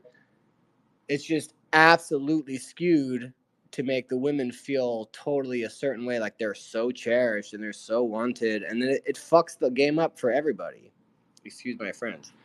So that's kind of my 2 cents on the idea of it. And I've Well, known men, women. it's interesting, right? Because like the top cream of men, really, if you look at it, they are the winners of this. But No, that's only not like even 1 to 3%. Not even.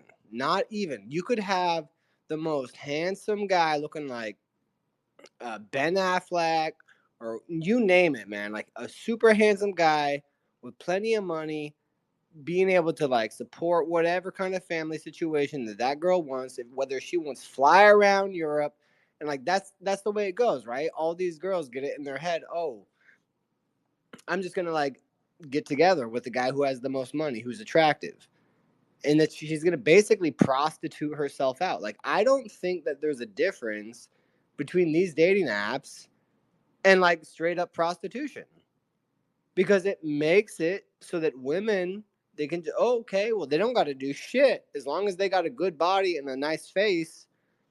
We all know it, man. Women can act, men can act. We know. So it's like, a woman can Yes. just put on her pretty face and be like, oh my God, you so handsome, you so great. I'm going to put my boobies in your face. And then that guy's going to fly her around the world as much as she wants. And as soon as she's done, and she got 1,000 other people.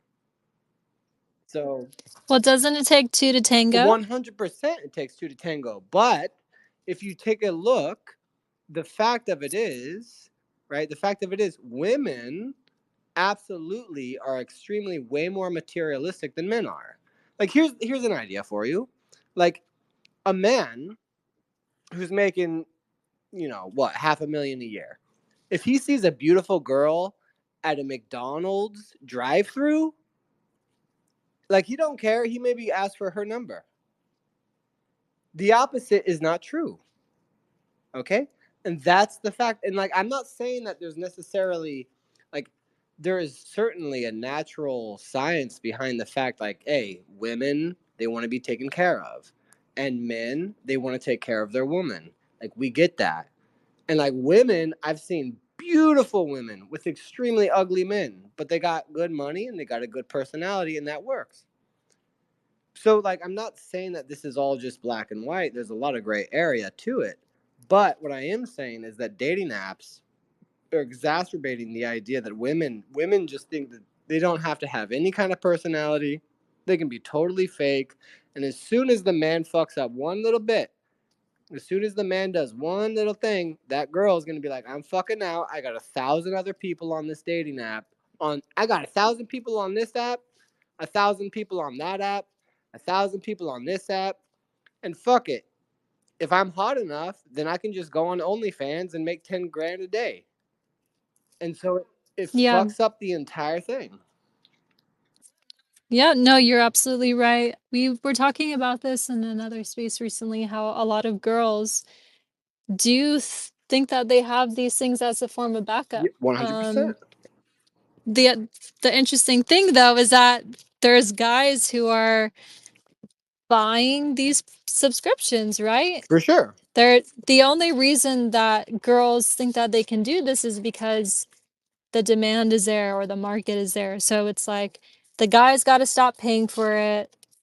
The girls got to stop thinking that they're going to get paid. It's Well, both people have to but give it up. here's the thing, sister, is the idea is, right, because of the internet, like everybody's more connected, but at the same time disconnected. And so when I say Agreed. that, I mean that you're gonna have a lot more of the degenerates on both sides. And so like it's gonna be confusing for like women on that side and women or men on that side, because like if you are a good man, you have good intentions, you have maybe more traditional conservative values, and like what you want to do is just like provide for your woman, give her a good life. But I don't know, I sometimes sometimes I just feel like we're just too far gone, and like women, we've been brainwashed since day one, and like especially if you're under the age of 30, like it's it's really hard, it's really hard to find a good woman with a good head on her shoulders that hasn't been corrupted by the university, that hasn't been corrupted by the mainstream news, hasn't been corrupted by social media and pop music, Taylor Swift, etc. To just like make you think, oh well, if you got a hot body, then you can fucking use it and like you can just abuse it. And then like I see these videos of women who are like mid 30s and they're like, "Oh my god, I can't find a good man. I can't even get pregnant no more. Like I think I just lost it all." It's like, "Well, what were you doing for the past 10 years?" Yeah, that's why I think the You know? pendulum always swings, but it's gonna swing back Women, real hard. bro, And the thing is women, they've had the control ever since Constantine.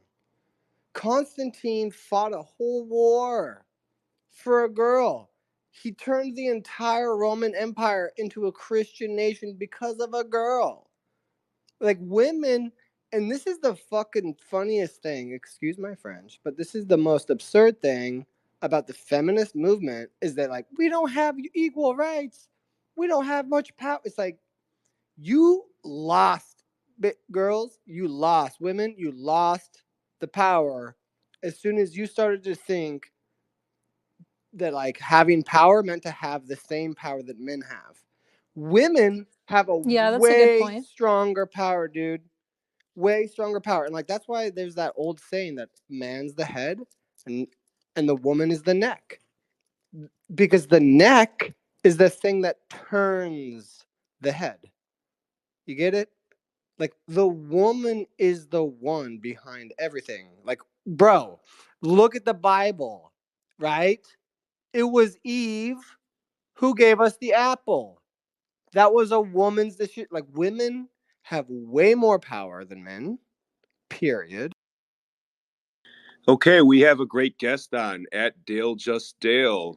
Dale, thank you for coming on the show, brother. That's my worshipful master. Dale,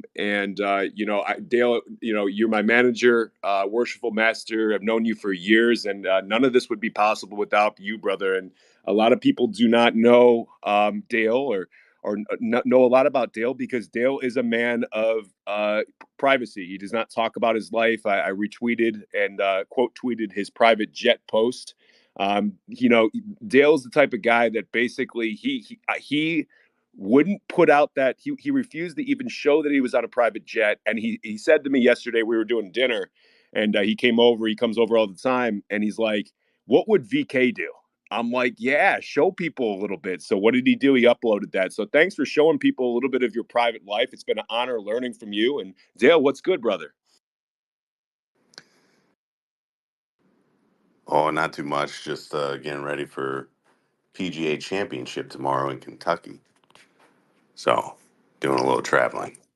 Ooh, awesome. Hello, Mr. Dale. And Hello, Miss also, Peyton. are you paying attention to the horse race at all? No, but I probably should. The Kentucky Derby, right?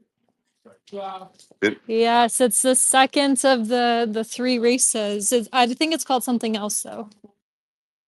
Wow. Yeah. I mean, and good way to make some money on that if you know a good horse. I really am fascinated to see America's elites families who are in that horse race as well. I encourage people to do some research, and you might back the right people. I think Dave Portnoy has a horse as well in the Kentucky Derby. I'm not sure, but I think he backs that. But I don't want to ramble, Dale. That's really cool. How did you find out about that? Did you're going with your friend, right? Your friend who's connected in the PGA or something like that? Yeah, we were just going down for the weekend, so I don't think we're gonna get to see Tiger Woods or John Daly because they didn't make the cut today. But that's okay. Maybe Tiger will be around unless he gets, Well, Dave Portnoy put 50 grand on the guy who got arrested today, Scheffler. Yeah, I think he's sitting in fourth place right now, so he's not too far off. But yeah, they ended up letting him golf. So what I think happened? he was in the lead yesterday, like 9 under, gets arrested, comes back, and he still shoots like a 6 under today or something. Like yeah, that, honestly, that's pretty badass. Like I don't remember Tiger getting arrested and coming back and then kicking ass. no. What So, happened to Scotty? well, some shuttle bus ran over and killed somebody, and then Scotty was trying to get to the course, so he just kind of went around everything, and then the cops pulled him over, and they're like, "Yeah, you're going to jail. Scotty's not golfing today." But then I think the captain was like, "Shut up. We got to let him go." Yeah, that chief's not going to put up with that. I mean, you can't do that. There's big money on that. I mean, I get it. I get what he did was wrong, but yeah, that's kudos to the captain.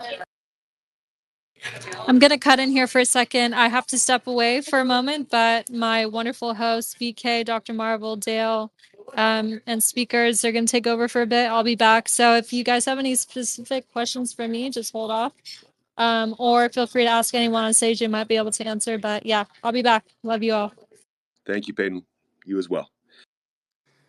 Yeah, I think the true power of the women, as your speaker was saying right before I hopped on, they do have a lot of power, but where it really lies is inspiring the men to do things, because us men are insane. Like we will do things for the people that we love, especially our wives, our ladies. So that's where their true power is taking something that men have and then making it greater than they could be without themselves. So women are very good at nourishing that and making that drive just a million times greater than it would be without them. As opposed to having all the power, may not necessarily agree with that, but there is a ton of power within women, just in a much different way. Well, there's a saying, right? Behind every great man is a great woman. But I think the issue we were discussing is really about how this current generation is going to have a very hard lesson to learn because they had so many choices, so many options, and a lot of women just aren't thinking that there is a biological clock. It's a little different for men, and when you bring it up, they get very upset. So I don't talk about it much anymore. But Yeah. it's a physical reality, whether they want to believe it or not. I mean, you have Jennifer Aniston, all these people that they've looked up to, in these celebrities, because we've been in such a celebrity culture for 20 plus years now. And now they're out here crying because they waited so long. They're in their 40s now. They want kids now. They can't have them, and the society forced them through the Rockefellers and all these foundations to get into the workforce in the 60s and 70s, which is one of the things that has driven inflation with the Federal Reserve. Now we can't, it's very difficult. I think the stats are like less than 20%. It's like 13% of men can actually have a one salary household. So you're now almost forced to have this strange dynamic that for thousands and thousands of years we didn't have. And it's totally new, where you have to find, are you equal? Are you not equal? Why don't you just be a boss babe? This is all new stuff. And the entire species, I think, is going to have a very hard lesson. And the problem is these lessons happen slowly. The pendulum swifts comes back, but it's going to be maybe an entire generation or two of very upset people and lonely people for it to swing back. Robert, you made an Yeah, excellent point. Lyndon B. Johnson was he hated women. I mean, he didn't hate women. I got to be careful. He was a brother. He was a misogynist, kind of, at the time. He didn't really want this. He pushed it because it was double the taxes. So if you get men and women to work, it's double the tax revenue for the government. So it was a political move. Great point. Great point. Well, the same people, though, they pushed for that. Then they paid to develop birth control, and they also pushed Planned Parenthood abortion. Whether your politics are you're for it or you're against it, those are just the facts.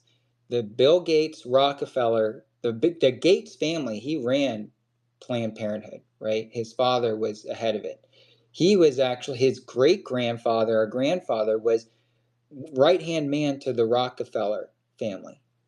So, this has been their plan, which is control the media, this is just part of the depopulation and control, because if you split up the nuclear family, you now can have centralized control. Look at how many women rely on the government. They've replaced their husbands and good men with this entity, thinking that that is now their safety.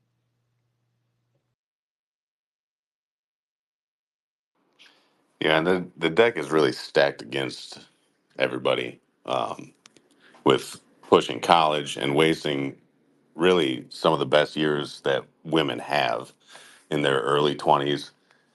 And then they don't even start thinking about a family until they're almost 30, in most cases, as you were saying.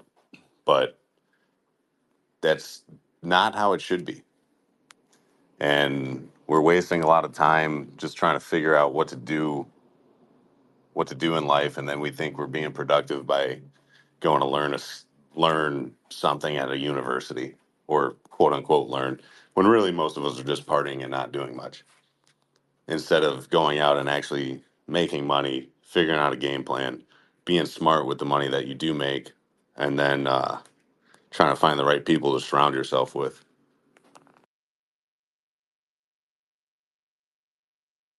Yeah, I mean, it goes back to all these things are symptoms, right? The number one problem to me is the fiat currency that allows them to do these plans and implementations, which has the media. They control the media, so they're pushing this on everyone. Oh, you don't need to get married, push until to have kids later in life.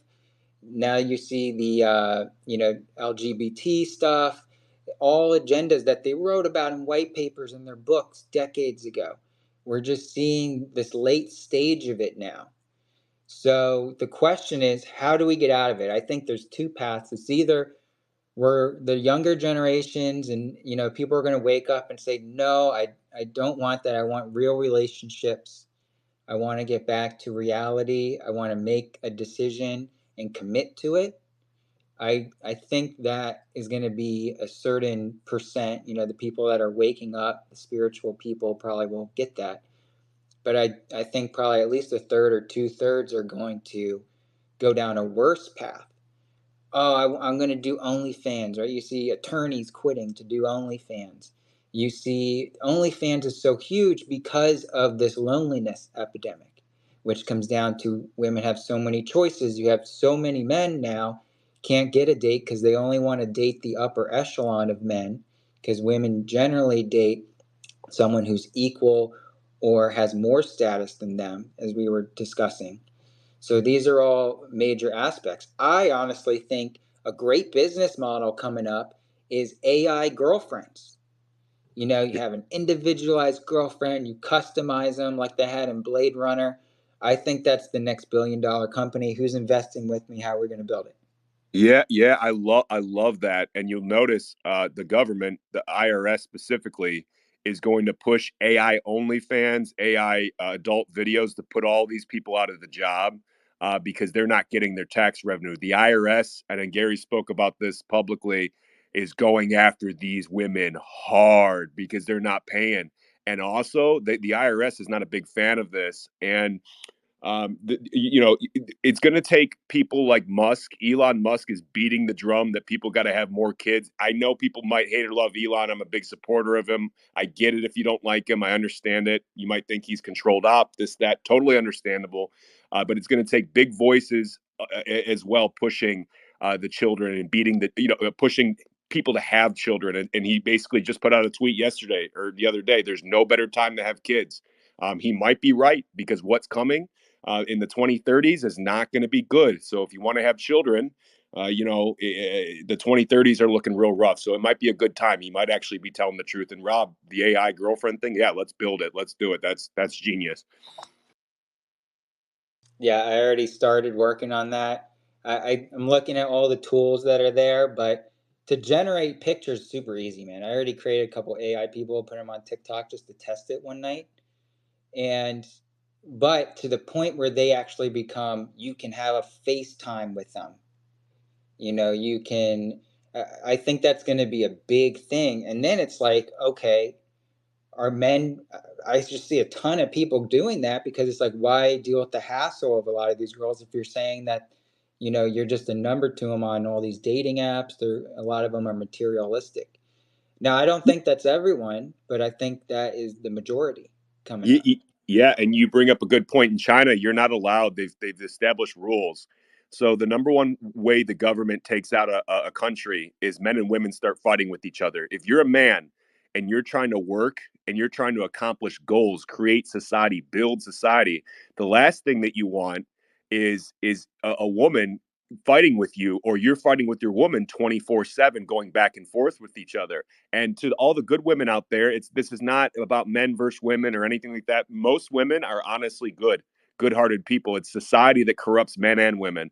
So you make a really good point, and AI girlfriends would stop the distraction that is going on, because you can't have a healthy marriage or a healthy life, or it's called tactical hell. And Robert Greene of the 48 Laws of Power talks about this explicitly. Tactical hell means you're fighting with your wife or your husband so much to the point where you can't even get anything done. So every day is a battle between the spouse. And yeah, great points. And yeah, go ahead, guys. I don't want to go on and on. Well, I think the only issue with the AI girlfriends and things like that is you're running into the same problem that you're having now, where you're not having that real relationship and that real human connection. Yeah, it solves some issues because you don't have to deal with some of the human element of it, but I think you're still running down the same path, which is what we would like to avoid by doing that. Now, to your point, it'll probably get a lot of other OnlyFans ladies out of the game, so to speak. So that might help with the dating pool to some extent. But at the end of the day, like, you can't really blame the ladies. Like, they're looking for is security. So if they have to create it themselves, and that's what they're gonna do. And we've created a society where men aren't being men right now, and they're not doing the things that they need to do. And you see that by women not doing what they need to do, and going and doing the stuff that you prefer not to see.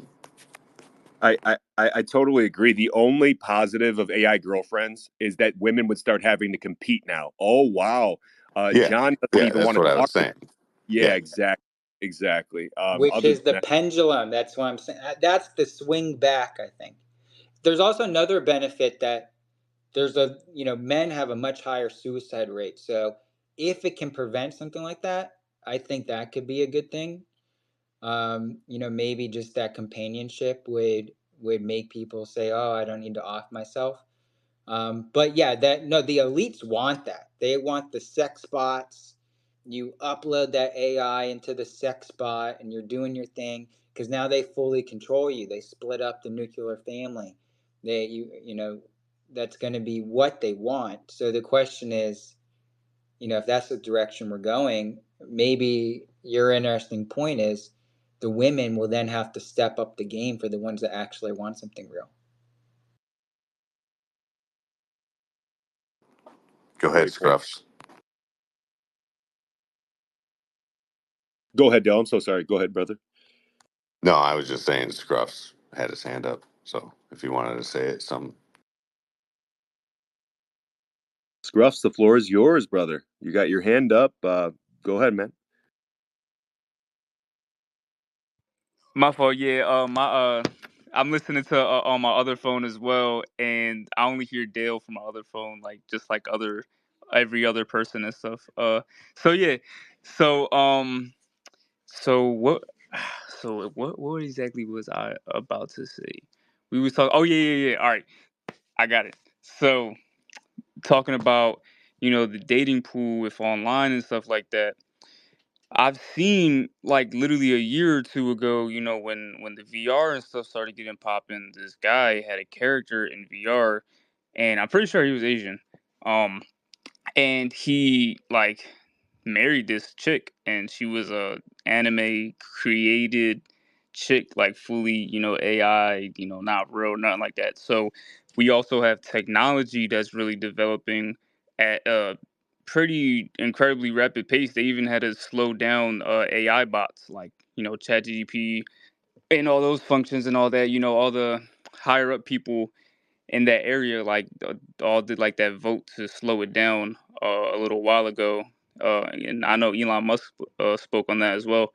So you have to look at how fast technology and everything is developing, and it's like, are people going to be submerged in that technology? Are they going to become more introverted and like shell out from the rest of the world? And a lot of health issues can come with that, a lot of anti-socialism can come with that.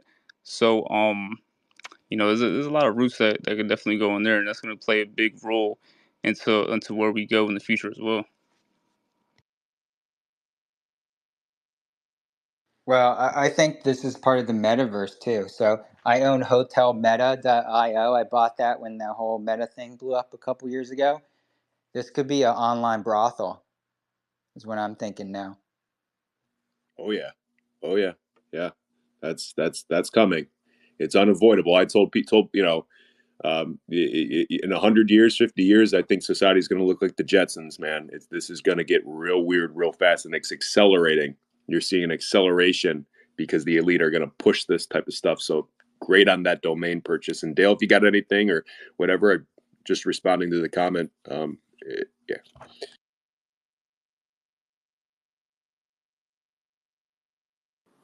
Nope. Just thinking about where we're gonna go hang out in a minute. Hell yeah. Hell yeah. So if you're anywhere in Kentucky, Lexington, Louisville area, I know it's about an hour and a half away from each other, but hit me up. Let me know.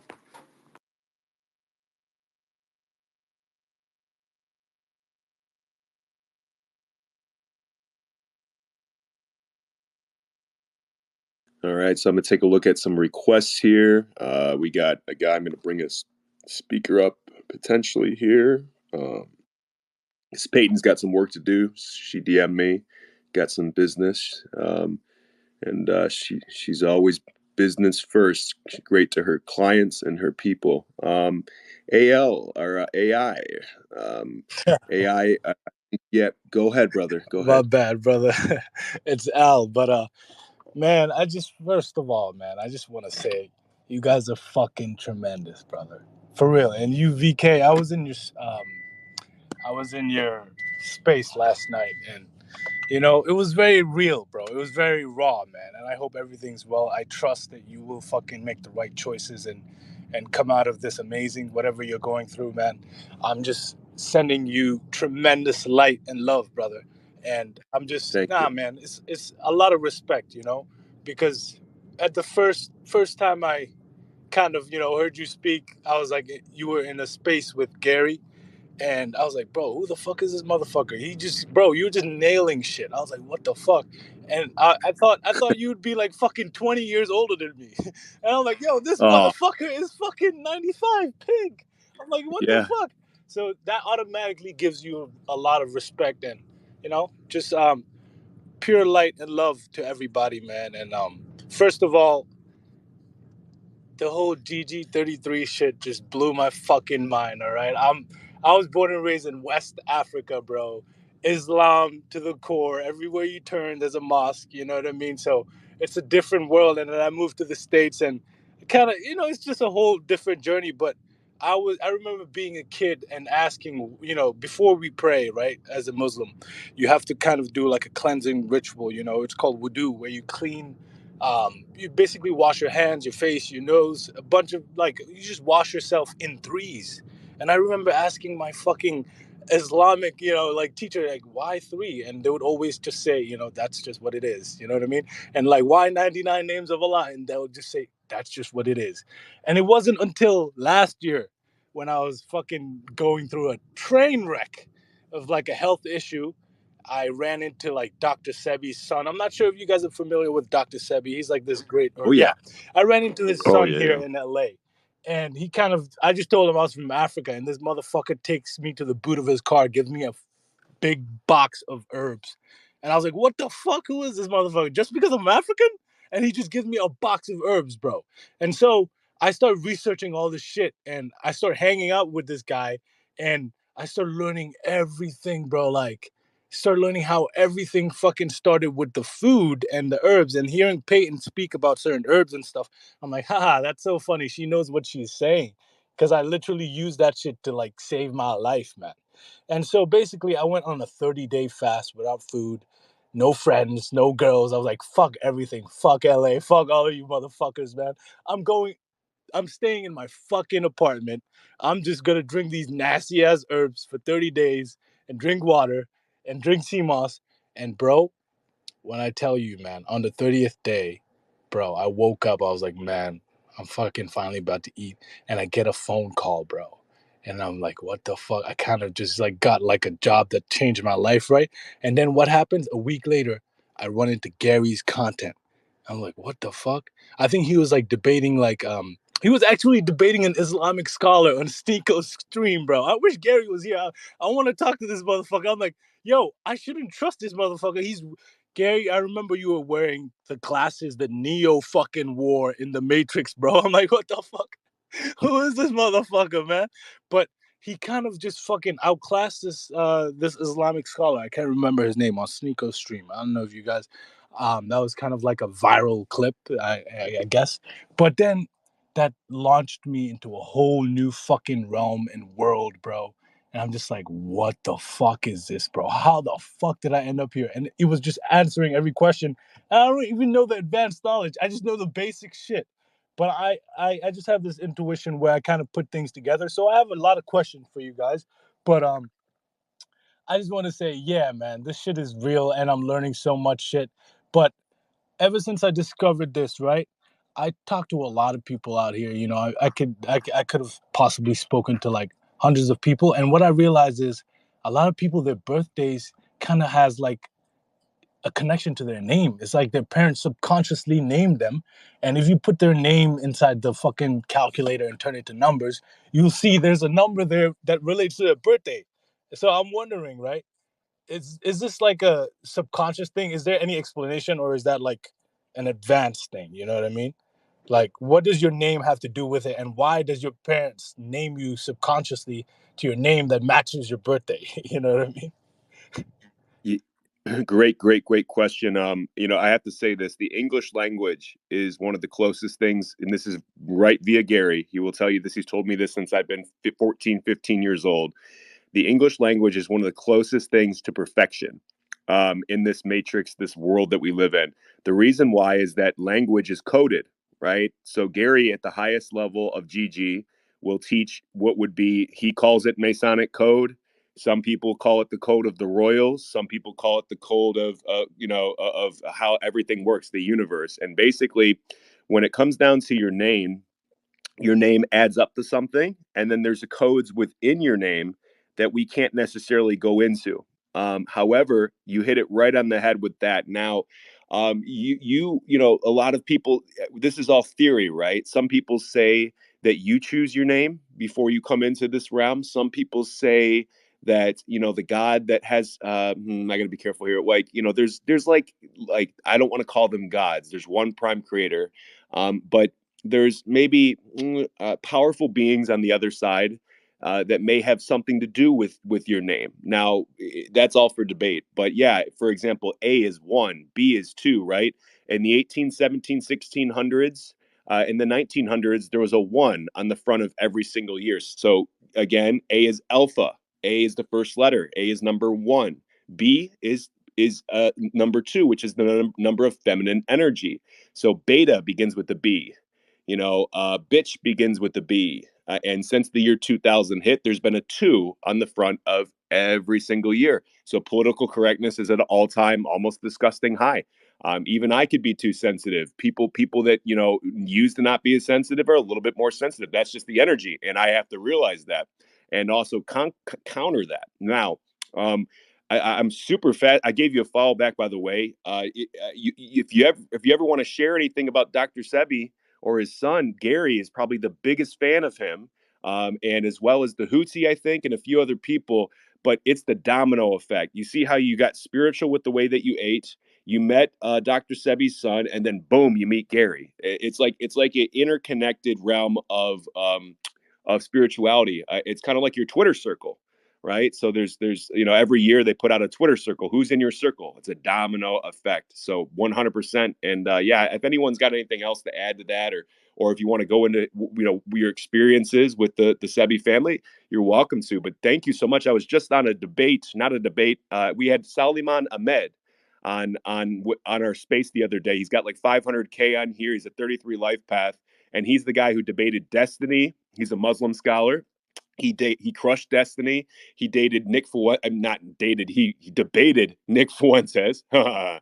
Nick. But either way, Nick's his boy, and yeah, really, really good points. Go ahead, brother.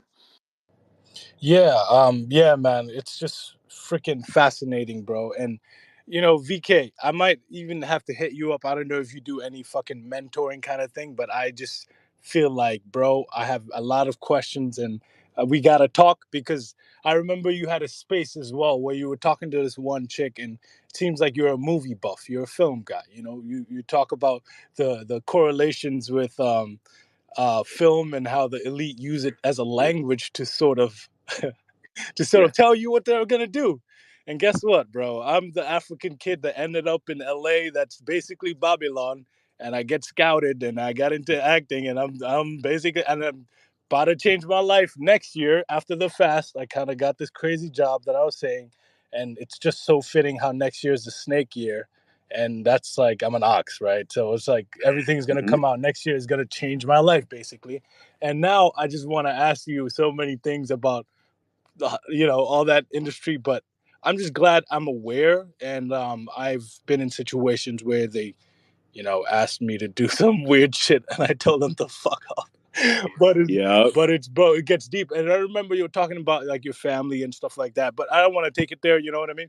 But I would love to talk to you about that eventually. But yeah, with Sebi's son, right? His name is Victor, and the Sebi story is very interesting to me. And I have seen that podcast with Gary and Tehute Matra. I follow him as well. Fucking brilliant, fucking man. And he talks about Yes. herbs and all this shit, and that's my shit, bro. I don't go a day without drinking those herbs, bro. And I'm telling you, man, that shit is on another level, and it's all minerals. We're all made up of minerals, okay? Vitamins are a scam, bro. There's no vitamins. When I learned that, it changed my life. Your body is made up of minerals. Your brain is made up of is it copper? I can't remember. But Sebi's son broke all this shit down for me, and he gave me the herbs that are ancient herbs that basically what the plant does. It has roots, and it goes deep into the ground, into the rocks, into the fucking soil, and it extract these minerals. And these minerals are super bioavailable in terms of the plant. That's why it's the best way to get them. So there are all these different plants that have different ways to get different minerals, and you eat them or you drink them in a tea, and then you get the mineral from it. However, now the doctors or whatever it is, they get minerals from rocks and shit, and they put it into a pill, and they tell you to drink it for iron, and now you're fucking constipated, and you're fucked. And that's that, bro. This was the biggest psyop, bro. I'm from fucking West Africa, and all my uncles, all my fucking relatives swear by these drugs, bro. And now I feel like I'm on this crazy journey where I would love for you to read my chart as well, because I'm not too familiar with that, because there's some crazy shit where I feel like I'm being put through all this shit to learn all this shit to go back home and free my fucking people, man.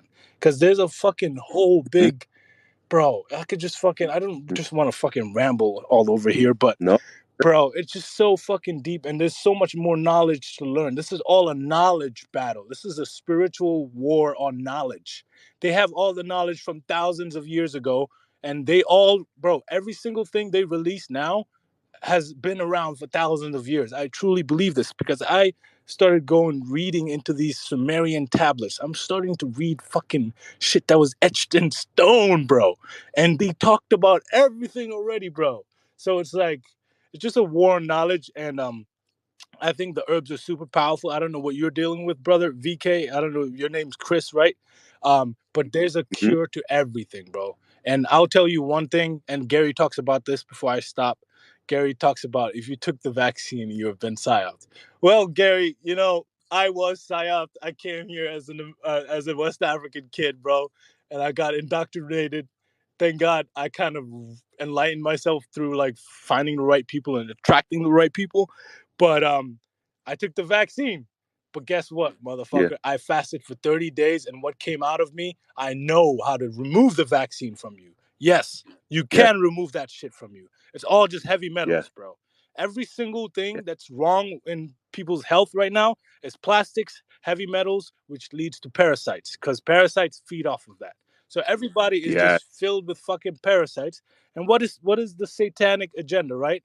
If you just think about demonic stuff or satanic stuff, it all has to do with warm like fucking parasitic fucking nature. That's all part of the plan, bro. They put the heavy metals in the food, in the air, in the water, so that you just fucking overload on heavy metals, and now you're fucking glitched. It's like your soul is glitched with all the parasites.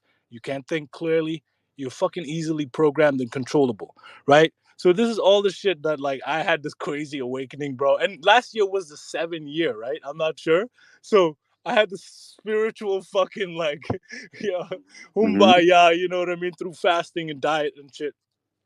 And basically, yeah, that's all I wanted to say, man. Like you guys are fucking tremendous, and I'm in, man. I'm all in. I'm trying to like stay low key because I'm playing like the whole Hollywood game, so I don't want like people to know like that I'm following all this shit. Yeah. You know what I mean?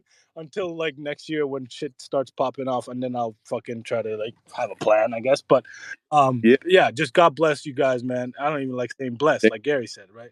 Fuck that. Yeah. But I'm just sending a lot of love to all you guys, man. You guys are fucking saving lives, bro. For real, man. Yeah. Thank Thank you. you. Thank you so much. And by the way, I'd like to announce to everybody today, it's tentative. He might do it. My mentor is at Dale Just Dale, and he may be doing a private mentorship program. If you want to learn from the guy that took me from the gutter to where I am today, obviously Gary, of course, is my original mentor. I've known him my entire life. I call him my Jewish uncle. But Dale is my people. So when I have a problem, I go to Dale. And if Dale does decide to do the mentorship program, that would be something that you could learn from. And then, yeah, we'll talk as well. So, but either way, I made sure I followed you. Kudos to you. And thank you so much for adding. You're a wonderful speaker, and you added a lot to the conversation. Well done. Yeah, Al, you were making some really good points on the minerals. So a couple things. I'm very familiar with this because I studied it in college, and it's just one of my passions is nutrition, being a chef. So and there's a great book. I think we mentioned it last week by Dr. Joel Wallach, who wrote a book called "Dead Doctors Don't Lie," basically saying that there's only two reasons someone is sick. It's generally a nutritional deficiency because you need 96 essential nutrients and vitamins. We can get into the vitamin debate. That's a whole separate thing. Or it's a toxicity, whether it's parasites or mold or heavy metals. And the herbs each herb kind of takes a specific amount of nutrients from the soil. So when you're cleaning up soil, you'll plant dandelions or cilantro or something similar to that, and it will help clean up and leach out, if you have a high lead soil or something like that. So there's a big piece of that. The problem is that most of the soil is depleted. So even if these vegetables, fruits, and herbs are naturally meant to have the exact mineral composite that we should be getting, they can't get certain minerals because they're just not in the soil anymore. So there is a big piece of supplementation, but you're right, it's got to be bioavailable minerals. For example, you can't just take metallic tin, but we need to take bioavailable tin, bioavailable copper, and those are usually the really good brands condense those from herbs. So it's just like taking a bunch of herbs. They just take those bioavailable copper, for example, out of the herbs. So that's a big piece. But I wanted to touch on the names too, because I believe that we choose our path before we come here. So we chose our parents. We knew that it was destined that our parents were going to choose the name that we got. There's a big piece of that naming aspect.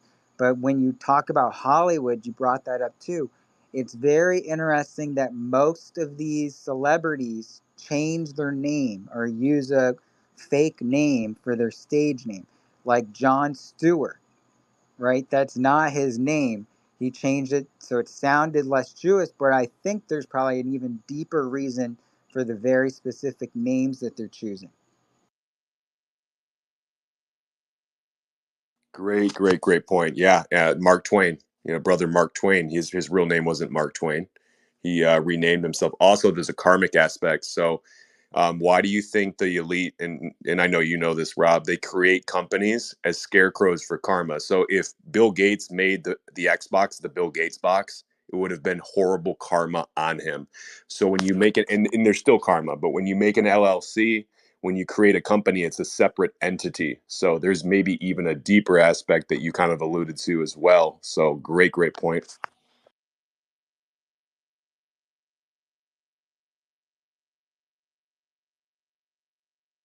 Hollywood goes deep with these names. So, and then you get into, the cloning aspect. Are the names so powerful because it has such a grasp on the mind, the conscious collective mind, that they want to continue that? There's so many conspiracies of one of the first ones I heard were the Beatles, where one of the Beatles died. He got into a car wreck, and they got a basically stunt person that they renamed, and he's been living that way all his time. There's another conspiracy about Britney Spears and Justin Timberlake, how they died in a car wreck, and now there's either clones or another person that they got to look like that celebrity to keep that going in the collective consciousness. It's got to be more than just a play for more money. Wow. Exactly. Yeah, bro. That's so right, man. The way I saw of it was when I was like walking and talking to all these people and asking them like their names and then their birthday, and then realizing like even the first letter of your name, the capital letter, kind of like sets the tone of like what the energy is. And it's like since you were a kid and you were named, every single time you were called Robert. It's like they threw a fucking cloak of energy on you, and you saying yes means you're accepting that, and you're kind of growing to become what Robert means. I was like, what the fuck? This is crazy, bro. Like, this is really a fucking metaphysical, fucking like, astrophysical world, bro. Like, this is not physical, bro. It's like, fuck, it fucks me up, man. But there's so much to learn, and yeah, bro, you're right. You hit it on the head. This is far from a physical realm. It's not even close. What you think is physical is not. Oh yeah, great point. I mean, that's what Dale taught me. Since the beginning, he already knew a lot of this stuff, and the way that things work are not, how you think things work are never actually the case. It's so much deeper than that. Einstein's theory of quantum physics, from time, everything is happening at once. It's very, very, very interesting. Again, the truth is crazier than fiction. Woo! That one's fire, bro. That one is fucking fire. Because, bro, when you start to read these ancient tablets, it looks like it's like Star Wars. It's like, what? You see, fucking your ancestors are writing in cuneiform, archaic language, and they're talking about fucking UFOs. Oh shit, I don't want to go there. But, bro, it's all real. Like, never mind, bro. Never mind. We gotta chill. I'm not gonna go there. Great points. Great points. Yeah. Anyone else who wants to speak? Even the current speakers. I'm kind of tired of hearing myself speak. And I've been doing so many of these spaces. I mean, Marvel, you're in here. AL, you're in here. Dale, if someone wants to request, we may be able to get them up. I believe you can only have 8 to 9 speakers at once. But go ahead. Go ahead. Anyone. Where's Red Pill, by the way? I just noticed that he dropped. Uh, Yeah, I don't know. I'm assuming they're busy at the content house or the building that they're in. I'm not exactly sure. I kind of expected who to be on this space. So I Yeah. figure I can only, I mean, when I talk a lot, I'm trying to carry the space just to keep conversation going. It's not necessarily that I want to. I like sitting back and hearing people talk. And as much as you guys might not think that, I haven't been sleep. I'm good now. I mean, I didn't sleep for 48 hours straight until like I woke up today at like 6 p.m. I'm like, I'm putting in the work, trying to get my voice out there before I retire, and walk away from all this stuff. So if you guys want to get readings from me, probably might be the last year I'll do those. I'm not sure, but I am going to probably retire. Not sure when exactly, but we'll talk about that, Dale, etc. So Yeah, sounds good. So Al, let me ask you. You said you took the vax. So there's a couple things I've really been digging into. That is, there's the graphene oxide, there's the propylene glycol, there's the nanolipids, there's the microRNA, the mod RNA. One of the things I don't hear talked about too much, but I've seen a lot of evidence of, as in doctors under microscope, is these hydra parasites. And to me, that was actually one of the most interesting aspects, because if you think about, we've been programmed that the elite, like the evil elite, Illuminati or whatever you want to call it, has been this Hydra, right? G.I. Joe, Hydra, the Marvel.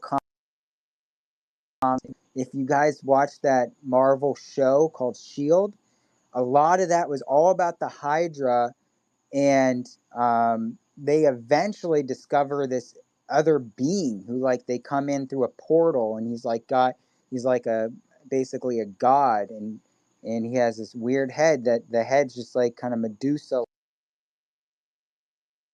Like, they're seeing that the government has been working with these hydra parasites that are found normally in water and modifying them, and they almost can't be killed, basically, is my understanding. You could cut it in half and it will replicate. You could cut it into 100 pieces and it will replicate, and you almost can't kill these, and they react with electromagnetic fields. So I think there's a big piece.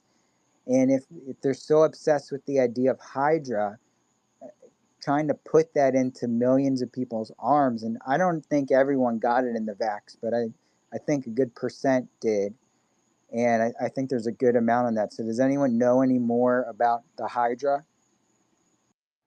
Yeah, bro. So Dr. Seri's son, his English is really bad. He's literally from the jungle, so he knows all these herbs and stuff, and he doesn't get too fancy with it. So he just tells me, "Bro, it's all parasite. It's all parasite, right?" And he told me it's all just worms and mucus, right? So when I went on this cleanse and stuff like that, I remember, one day, I'll never forget this. Black mucus came out of me, bro. Black mucus. It was like day 17 of my fast after taking these herbs and this detoxing, parasite cleansing herbs like cascara sagrada, black walnut, clove. He has a whole mixture of all these fucking potent fucking herbs, bro. Right? And bro, black mucus. I'll never forget it ever, bro. And after that, bro, um, it felt like it felt like the wire was not bent anymore. You know what I mean? It felt like everything just flowed. It felt like bing, you know? I felt light again, bro. Like, you know what I mean? I was like, God damn, what the fuck just happened? And ever since then, I was like, what the fuck? It's all heavy metals and mucus and fucking parasites, because the more heavy metals you have, the more parasites you have. And the heavy metals, I think it's like a glitch to your soul, you know. If you're just super polluted with heavy metals, you can't think correctly, and it's like a block to you can't create, you can't manifest, so to speak. You can't fucking you're not light anymore. I truly believe this because I felt it, you know what I mean. So it's very, I don't know the scientific terms, but from what I learned from him, from Victor, um it's all just heavy metals and parasites. There's viruses. He was like, HIV is not a virus, it's a parasite. I was like, what the fuck? He was like, herpes is a parasite. I was like, what the fuck? He just goes on rants telling me it's all a parasite, and it's all healable by drinking these herbs and fasting, going on a water diet for like 7 days. Fucking just crazy shit. But yeah, it's all just heavy metals and parasites.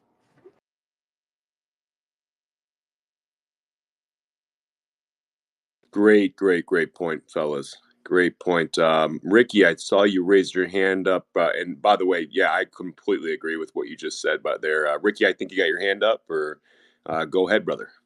Hey, so I was listening to you guys just talk about the topic of everything happening all at once. What does that mean for the past and the future? And is it just I've also heard Wise Cat bring this up. He said eh, we're technically just remembering everything, if that makes sense.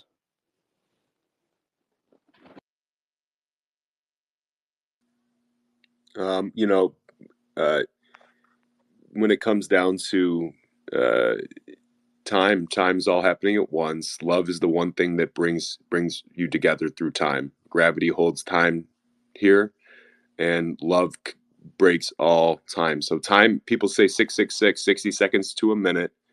6, drop to 0. 60 minutes to an hour, drop to 0, 6. And 24 hours to a day, 2 plus 4 equals 6. 666, you know, as Gary says, what's the one thing you cannot see, feel, or touch, yet it kills you? Time. Time is the greatest teacher, yet it kills all of his students. This is Gary's. And when it comes down to 6, time brings us together. So it brings us apart, but it brings us together. That's the beautiful thing about time. So if you lose a loved one, time will bring you back to that loved one.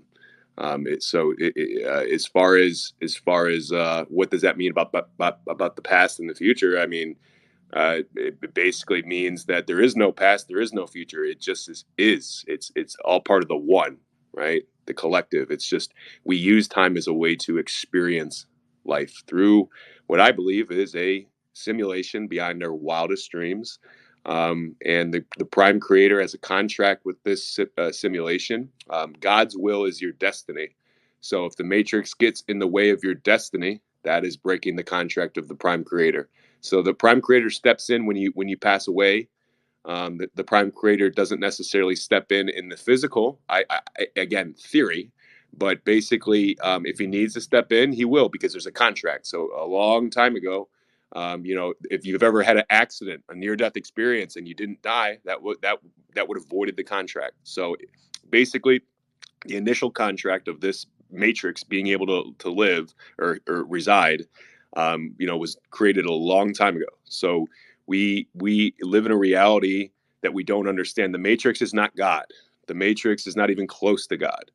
The prime creator goes way above numbers, way above everything. And again, live, live is evil backwards. For you to live, something else has to die, whether it's a plant. For you to succeed, technically, someone else has to fail. America is a good example of this. You look at third world countries, you look at all this stuff. Again, America is succeeding. Still, people live like the fat Americans live like kings out here in 5,000 square foot houses. For that to happen, yin yang. So how do you know that this reality is not of God, or like not necessarily the prime creator's choice? It's because there's a contract. So all possibilities is what the prime creator believes or appears to believe. Again, theory. I will never speak on behalf of the prime creator, and his grace goes beyond your wildest imagination. Yeah, it's back to the idea of destiny or infinite amount of possibilities. So, to add to your point, Chris, you said love is what brings us together.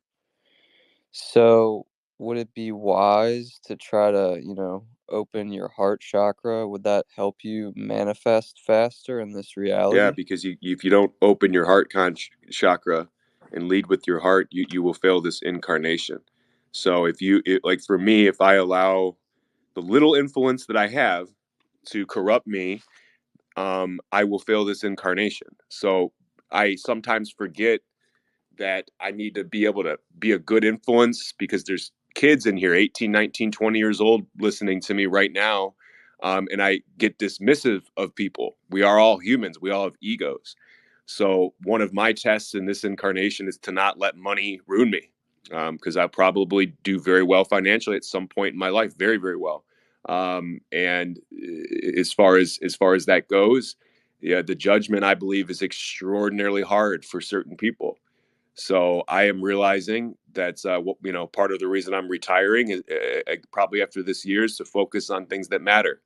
And family's important. To try to have a family is important. I'm not sure what I'm going to do, but this is the last year you might be able to speak with me. I might go away for a very long time. I might not. But yeah, a lot of the social media stuff has done me a really good service, and also it's gotten in the way of things and corrupted areas of my life that I need to really focus on, which is family, having a family, having wonderful children, and also trying to make an impact on the world. So I'm not sure, but yeah, I've really taken a hard look at my own life, and this is not about me. This is to try to share you. Your life is serious. Don't fail your incarnation. Don't allow manifest things great, but don't allow that to corrupt you in your search for power. Power is great, but it comes with great responsibility. It sounds stupid, but it's true. It's so true. Super true, VK, and so much respect. And I want to say thank you for holding down the space as I dipped out. You're welcome. You're welcome. Thank you for hosting this. It means the world. You were just talking about, we have to open the heart chakra. And anyone wants to really dig deep into that, there's a great book series. I think it's called The Secret to the Sacred Seed of Life, and it's by Drumvalo Melchizedek, who is all about being able to go inside into your heart. And he claims when you go in there, you actually are going into like some holy place where it's almost like you're doing DMT, but naturally. And it's very interesting because he talks about the energy body and our Merkabas. And no one's really talking about that word. That if you can, we actually have this energy field that is in the shape of a Merkaba. Merkaba is basically a 3D pyramid, two of them together. One's upside down, and it's basically the Jewish star is like a two-dimensional Merkaba. And the Merkaba, it's said that, Buddhist people that reach enlightenment become light bodies and they travel using the Merkaba. So the way to get there is through the heart. And I went to a heart retreat for 5 days under him. And the things I experienced there were really crazy. Like there was one meditation, I went with my mom several years ago, and we had to stare at each other's faces for like almost an hour. And I'll tell you what eventually started happening was I saw faces, like mass almost, like an ethereal ghost human face, go in front of my mom's face. And it would be three of them and then rotate. And then I asked them about it, and they said, our spirits are actually four incarnations or versions. There's 2 male and 2 female. And that, it freaked me out because I was like, what the hell's going on with these ghost faces?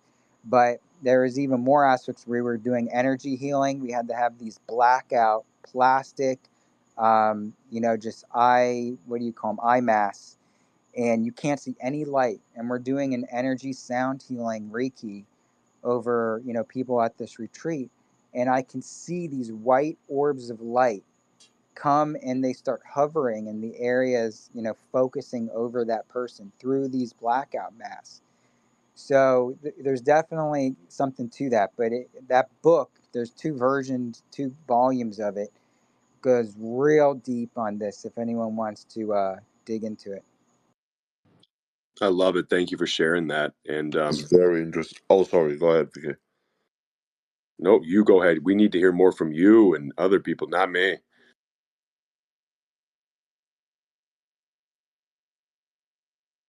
I just wanted to point out that that is actually very, very interesting, and I would like to hear more of that. Also, Al, I want to hear more about your fasting journey, about those 30 days where you fast and you eliminate the vaccine out of your system, if you know what I mean. That would be a great story to hear. Not gonna lie. Yeah, bro. First of all, actually, I want to talk about the Merkaba too.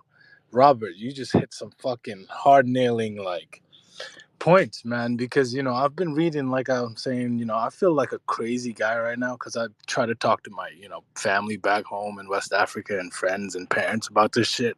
I'm reading like the tablets. I'm reading like the oldest fucking writing in history of humankind, bro. And there's this guy named Thoth. He's also known as Tehuti in Africa. He's also known as Hermes in ancient Greece, or whatever it's called. And this guy Thoth, bro, he has this writing. It's called the Emerald Tablets. I'm sure a lot of you guys are fucking familiar with this. And in the beginning of the tablets, he talks about the Merkaba. Actually, I think there's an image or like some sort of drawing of him holding the Merkaba. And the Merkaba is basically like, what I know so far is the symbol that you can jump into and transform and transport into another dimension, bro. And these guys, like you were just talking about, Robert, all of these guys from all the ancient times had knowledge, bro. Deep fucking knowledge of like the spiritual realm of light or something. Then you realize how everything that Thoth was talking about is exactly what Jesus was talking about. So you know that Jesus was learning from these motherfuckers. You know what I mean? Because he would say we're the children of light and light and light. I'm like, God damn. And he talks about how he does this process of like jumping into like the Merkaba, which is like the Star of David now, right? It's been perverted, and I don't want to go into that, but basically the power of all these symbols have been diminished and diluted to a point where we don't even know how to use it, or we don't even know what the powers are anymore, bro. You know what I mean? Like, these motherfuckers were talking about jumping into this shit to go to another dimension or another planet, like, and all that stuff. And we all have a personal Merkaba in like our astral body or some shit. And once we tap into it via certain meditations, we can fucking like heal or like do some fucking transport or like, you know what I mean? But I'm not too sure about that. But in talks of like the fasting, I'll say the first 7 days was like a crackhead withdrawal from crack, bro. I was fiending for food. I was angry. I was fucking, bro, I wanted to, thank God I didn't live with anybody. I wanted to jump off and smash people's heads out. And I was like, what the fuck? Why do I feel so angry and agitated and like a crackhead withdrawing? And then after the 7 days, after the 7th day, it was like peace, bro. It was like, I've never felt anything like this, man. I would go out on walks and I would go out to get gallons of water to refill. And I would walk into like a grocery store and everyone would turn their head on me like, hey, you. Like, they would all turn and look at me immediately. And it was the weirdest thing ever, bro. I was like, what the fuck, man? There's some shit happening where I don't care about anything. I would just walk and I just love watching the sun. I just feel the breeze of the wind, bro. And I'm telling you, man, like I would go out on a audition or whatever, and I would not give a fuck about any of these motherfuckers, bro.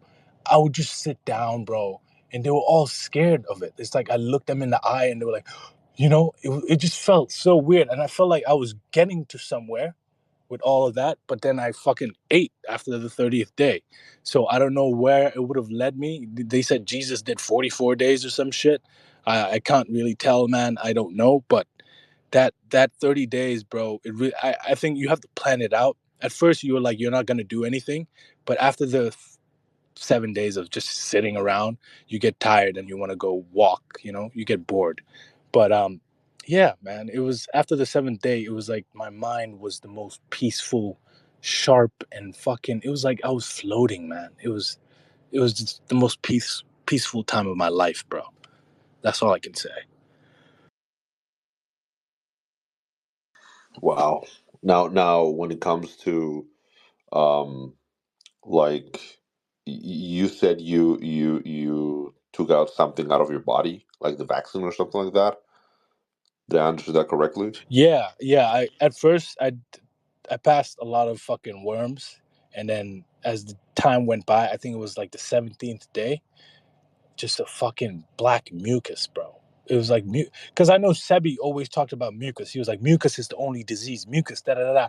If there's mucus in your brain, they call it dementia. If there's mucus in your eye, you're blind. If there's mucus in your heart, do you have a heart problem? It's all mucus, and that's all from the way we eat. We're not supposed to be eating as much meat as we do right now, and we are not supposed to be drinking trash water with all the heavy metals, all the starch.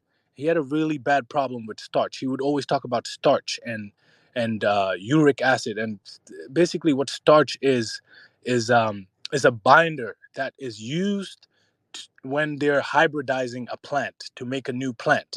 So basically, if you're closer to eating wild food, wild vegetation, wild carbs, all the wild stuff that you can find in the wild, you'll be good, man. You'll be good. But most of the food that we have here is not wild. It's all genetically modified. Carrots are not real. Broccoli is not real. Beans, they're all starch because they all come from the wild type.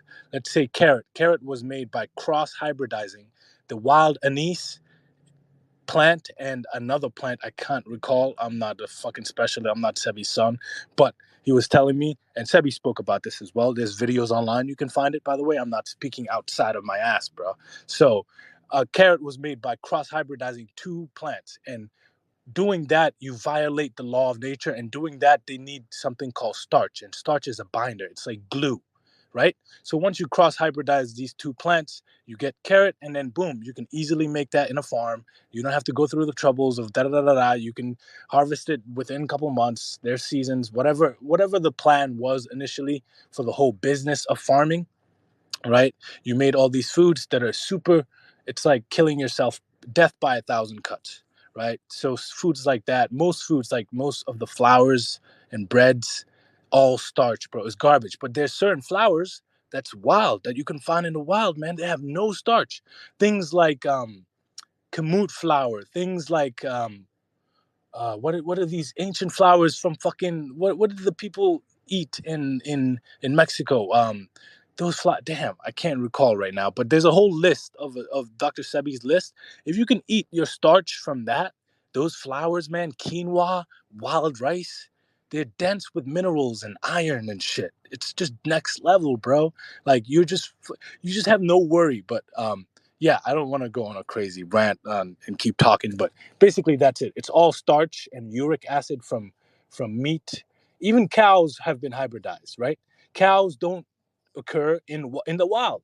In the wild, you have elk, you have buffalo, you have venison.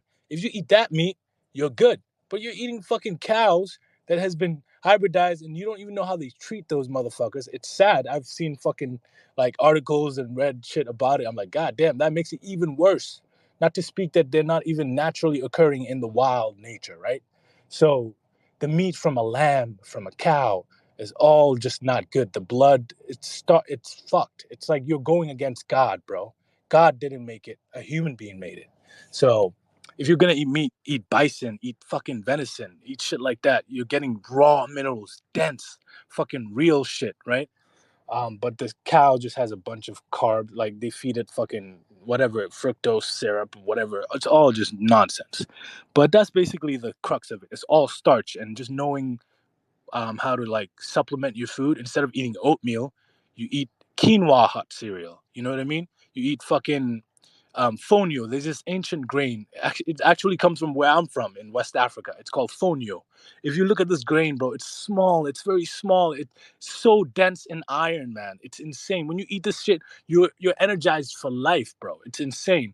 And you just do that instead of oatmeal, and you just change your life right there, bro. Substituting shit like that, you know what I mean? And it just removes mucus, and it just stops the aging process and the accumulation of mucus in your body. Basically, that's the whole process. Great points. Great points on the carrots. Peyton Elroy at Peyton Elroy, obviously our host, will be doing a discussion with at Thor Torrens on X, and they're going to be talking about a lot of stuff like this. I believe I'm hosting that or as a moderator, etc. But great points there.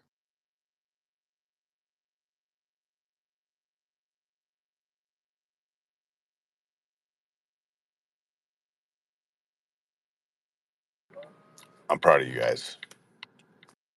Hey, Al, thank you so much. I'll give you a follow back. Thank you for that info. I definitely want to DM with you more about all the info that you gave me because it's very, very interesting. Um, yeah, I really, really appreciate it, brother. By the way, I wanted to ask something to. Oh, never mind. I will just send you a DM. I'll pull that. I'm gonna be driving right now, so I'm gonna be a little bit quiet. But VK, it's on you, brother. Yep. Well, if there's any speakers that want to speak, if you want to request the mic.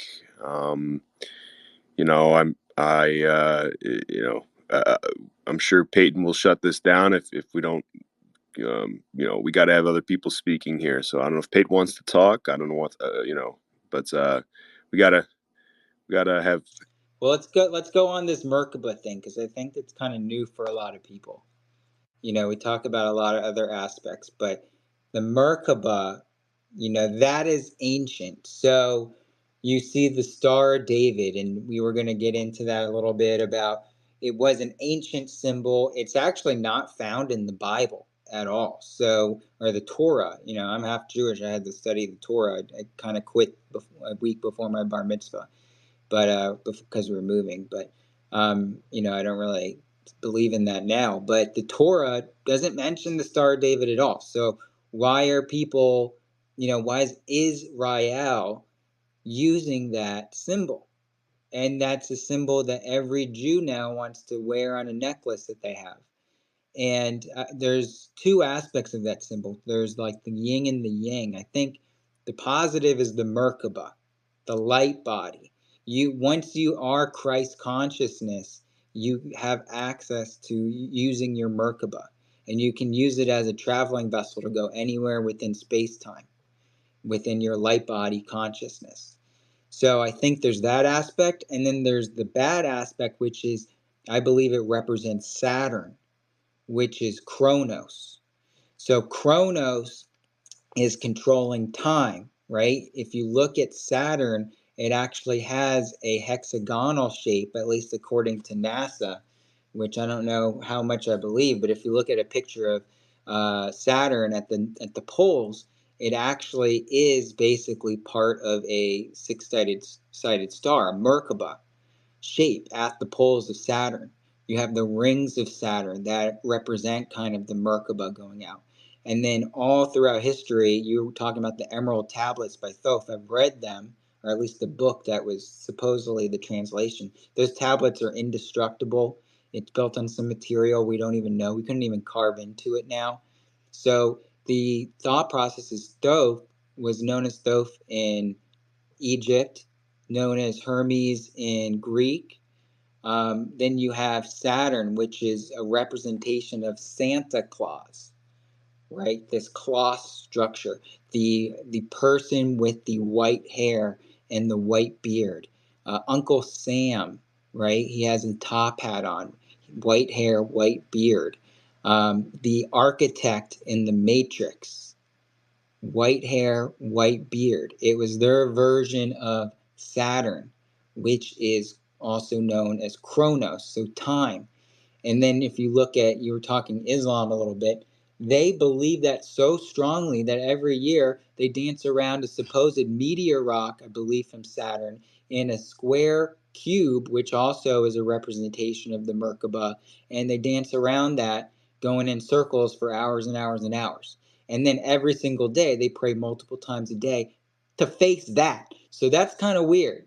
There's definitely something to all these elites and religions worshiping in one form or another Saturn, Kronos.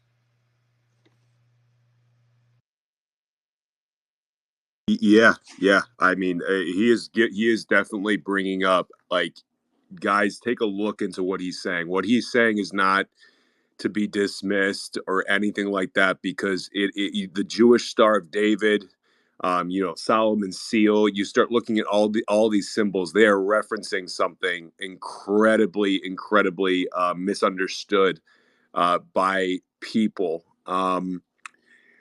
Yeah, I see. We have, I guess, we have some hands up. We have Ricky's hands up, and then we'll go to um, Al as well. So I always get confused with your name, brother. Sorry, I just always think AI or something like that. So let's go to Ricky. Um, So, on the topic of Thoth and all that, and I wanted to ask. This is really for the whole floor. So Thoth was considered the messenger of God, right? uh, it, I mean, great point, Ricky. I mean, it's all on perspective, right? It's a perspective. But it's not that you're wrong necessarily. I just don't know. Bro, so this is about to get crazy, and I'm going to try not to go into a crazy rant. But if you look into the ancient Sumerian tablets, right? These are the tablets that are like the oldest of all civilization and stuff like that. And they talk about this group of people. Fuck, I'm gonna sound like a crazy guy, but they talk about this group of people that landed here on Earth. All the ancient civilizations talk about this. It's not me. It's not coming from Al. It's not coming from me. Okay, this is etched in stone. They talk about this group of people. They call them the Pleiadians now. That's what we call them, I guess. But they come from up in the sky, which they call heaven, and they landed. And some of them were good, and some of them were bad, right? Their king or their chief's name was called Anu, and they have a bunch of different names, all of them. But Anu had two kids named Enki and Enlil. I'm sure a lot of you guys know of this story. And Enki and Enlil, this is all biblical, but it's thousands of years, eons before the Bible, eons before Christianity, eons before religion, right? And basically, you know how the story goes. Enki and Enlil, right? Enki was one of these guys who kind of had a heart for the people of the earth, right? Our people that were here before they got here. And Enlil was just a fucking egomaniac, fucking narcissistic, crazy motherfucker, right? He would kill people, right? He's also known as Satan, the Lord of Eden.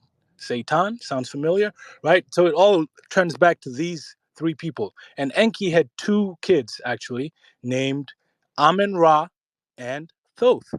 Thoth's dad is named Enki, right?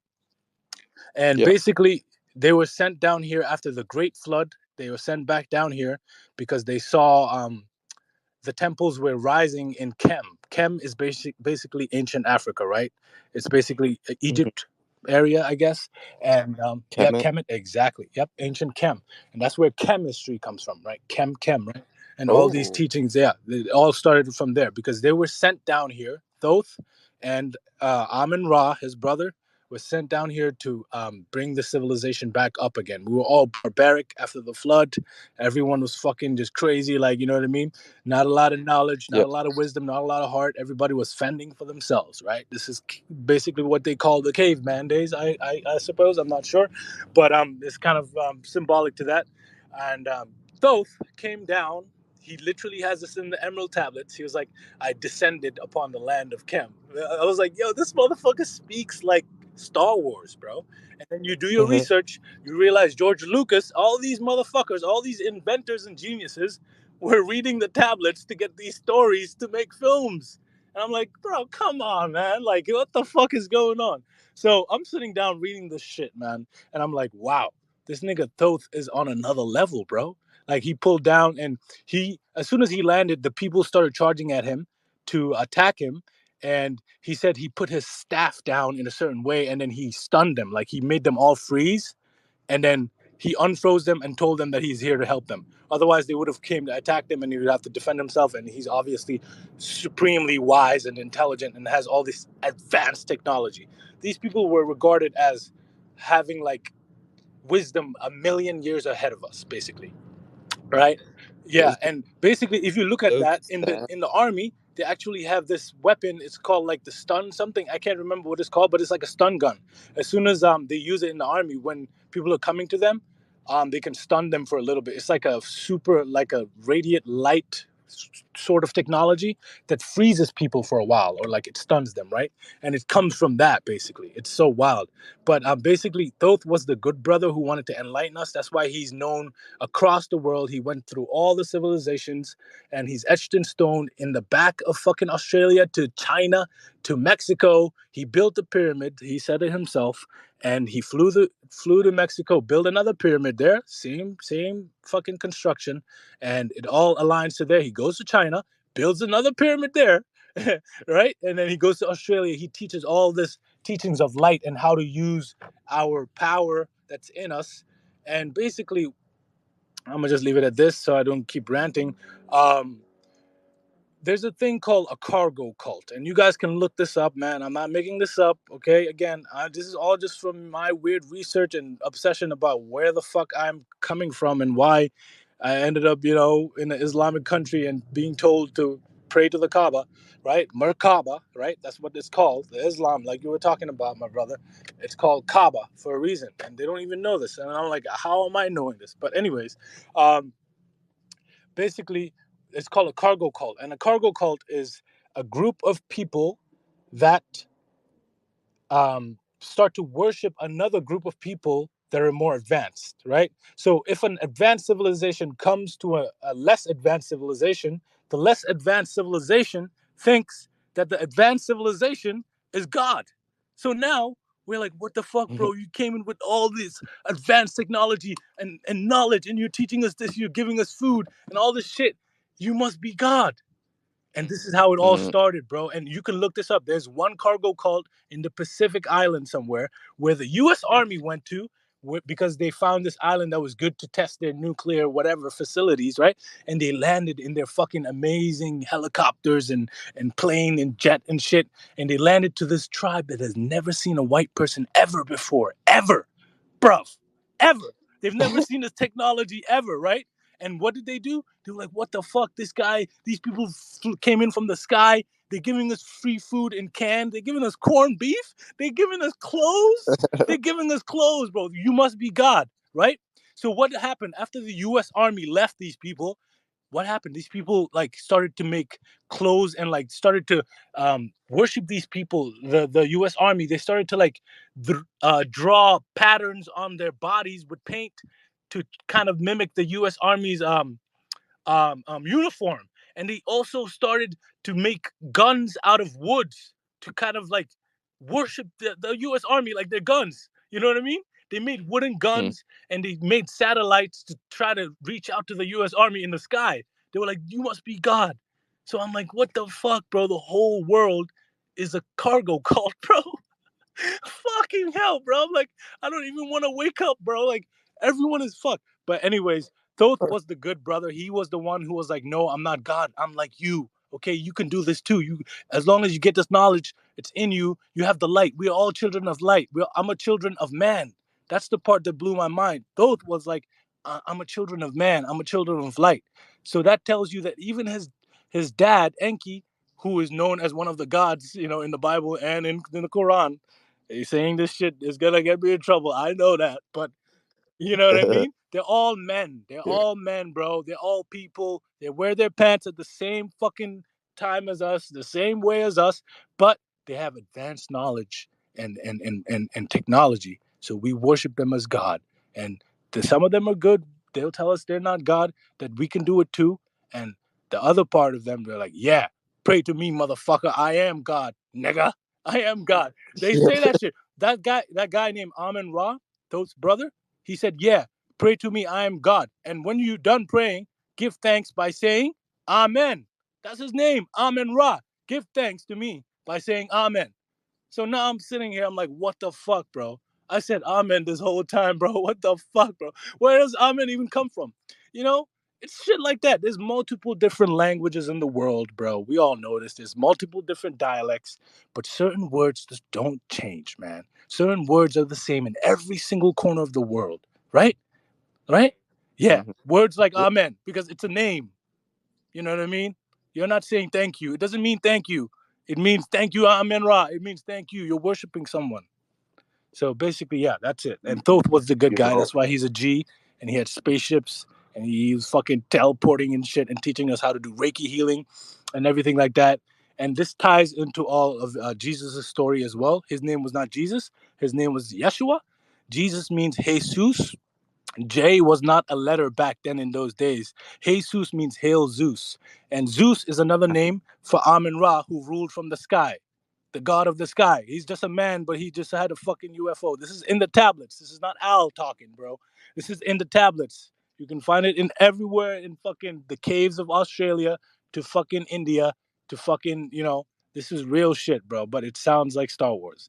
And if you say this in person, they'll think you're a crazy guy. That's the world it is. But basically, that's it, man. I don't yeah, want to keep ranting here. I might have to actually leave, man. You guys are fucking awesome. I just want to say dude. thank you for having me up here, man. For Thank you, real. thank This you might for be the helping best space I've ever carry the heard. space. Thank you for helping carry the space because I fully, I'm not sure what's going on in here. I'll be respectful. Red Pill, I think, is gone. Gary's gone. I know Gary couldn't get on here. Peyton might be busy working, which is totally understandable.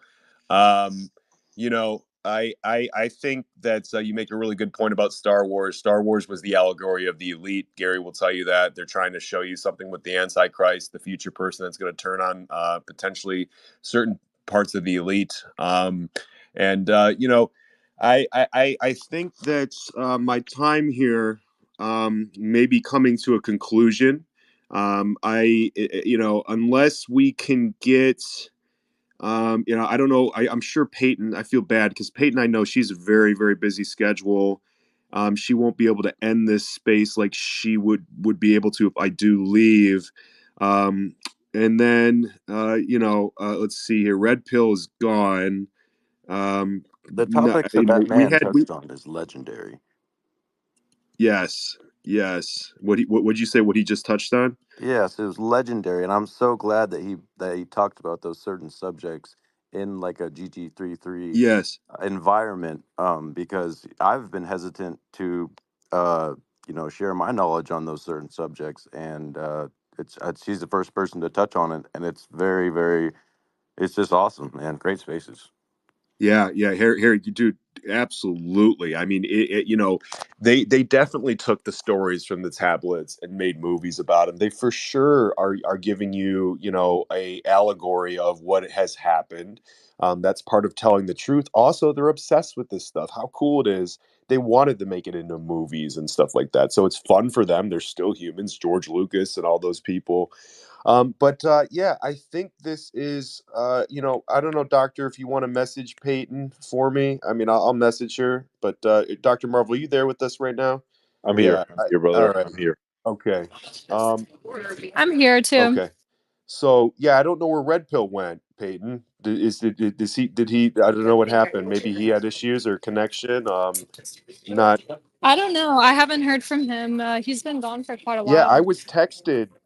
I'm gonna come out and say this. I was texted yesterday to come on here at 9:45 or whatever, and yeah, I'm about out of really, today's a 4 day. So guys, today's a 4 day.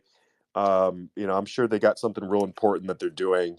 that's much more Yeah. important than this. And I fully respect their time as well. And I have no idea what happened. But today is a 4-day it should be, yeah, 4-day in numerology. At least if you're in New York or a New York time on the East Coast of the United States, I'll just say this: 3 days are the best for communication. So yeah, that's about all I have today, guys. Yeah, and let's see here. Yeah, that's about it. So I want to thank everyone here, including the wonderful host Peyton Elroy, for giving us this platform. Peyton, I'll come on your stuff anytime, anytime. So what I mean is, I actually don't even like using I don't mind using my own profile to do spaces, but there's certain things that get so out of control on my profile that it puts things at risk, and if I ever fall asleep on it, people could just say whatever they wanted, and that's not going to make me that's not going to help my cause here. But yeah, other than that, I want to thank at Dale Just Dale, Grand Commander Robert, at Call Robert Crawford, at the Dr. Marvel, at Peyton Elroy, and Ricky, and Al, and every single person in here. Shout out to Erica. Thank you for being helpful at Erica Funny, ETH. And then Monkey, thank you. Thanks, GG33 Monkey _ for being in here. Thank you to Gary, of course. And if there's anyone I forgot, like Sovereign Grand Commander, thank him. I thank him as well. Yeah, I just want to say, this has been fun. We've been going really since 9:45, and yeah, love all you guys. And Peyton, if you want to close out or whatever you want to do, go ahead as well. I'll stay in here. Absolutely. VK, I'm driving right now. I've been driving for like the past like 10, 15 minutes. But it's been a wonderful space. Peyton, really, you always host great spaces with me and Dale, whenever Gary is around, and Red Pill as well. So we see you guys next Wednesday. We're going to have a lot of great content as well. Don't miss it out, please. And that we're gonna be having a great time together on Wednesday. It's a 3:30 EST. All right, 3:30 EST. Link is pinned on my profile. Please don't forget to follow VK. Don't forget to get a reading from him. He's the best at what he does. Not gonna lie, he's the best at what he Thank does. And also, don't forget to follow Peyton Elroy as well, our amazing host. That's gonna be it for me. I'm gonna be dropping right now. But Yeah. thank you so Yep. much for all your time. Yep. Thank you. And VKastrology.com. I am retiring probably next year. I may not do readings for more than another year. I'm walking away from this stuff, or at least potentially. And it's nothing personal. Make sure you get a reading from Peyton. Sign up. She's helping fix my health right now with Thor. And I look forward to everything. And Peyton, the floor is yours. Oh, thank you everyone for again holding this space down while I had to take care of some business. And thank you for being amazing hosts and guests and contributors to this space and all of the other spaces we're on together. Just essentially echoing what you both have said. I'm wishing everyone a splendid evening or day wherever you are in the world, and we'll be back. I'll probably be back on here this weekend, so you can catch me again. But definitely Wednesday. Wednesday is a powerful day. It's the 22nd, it's Master Builder Day. And we have a very exciting weekend coming up. As I mentioned, that Jupiter Kazemi exact tomorrow, a full moon next week on Thursday. So a lot of heightened energy. Take advantage of it while simultaneously staying grounded, and wishing you all a lovely time wherever you are. Thanks again. Thanks, guys. Peace.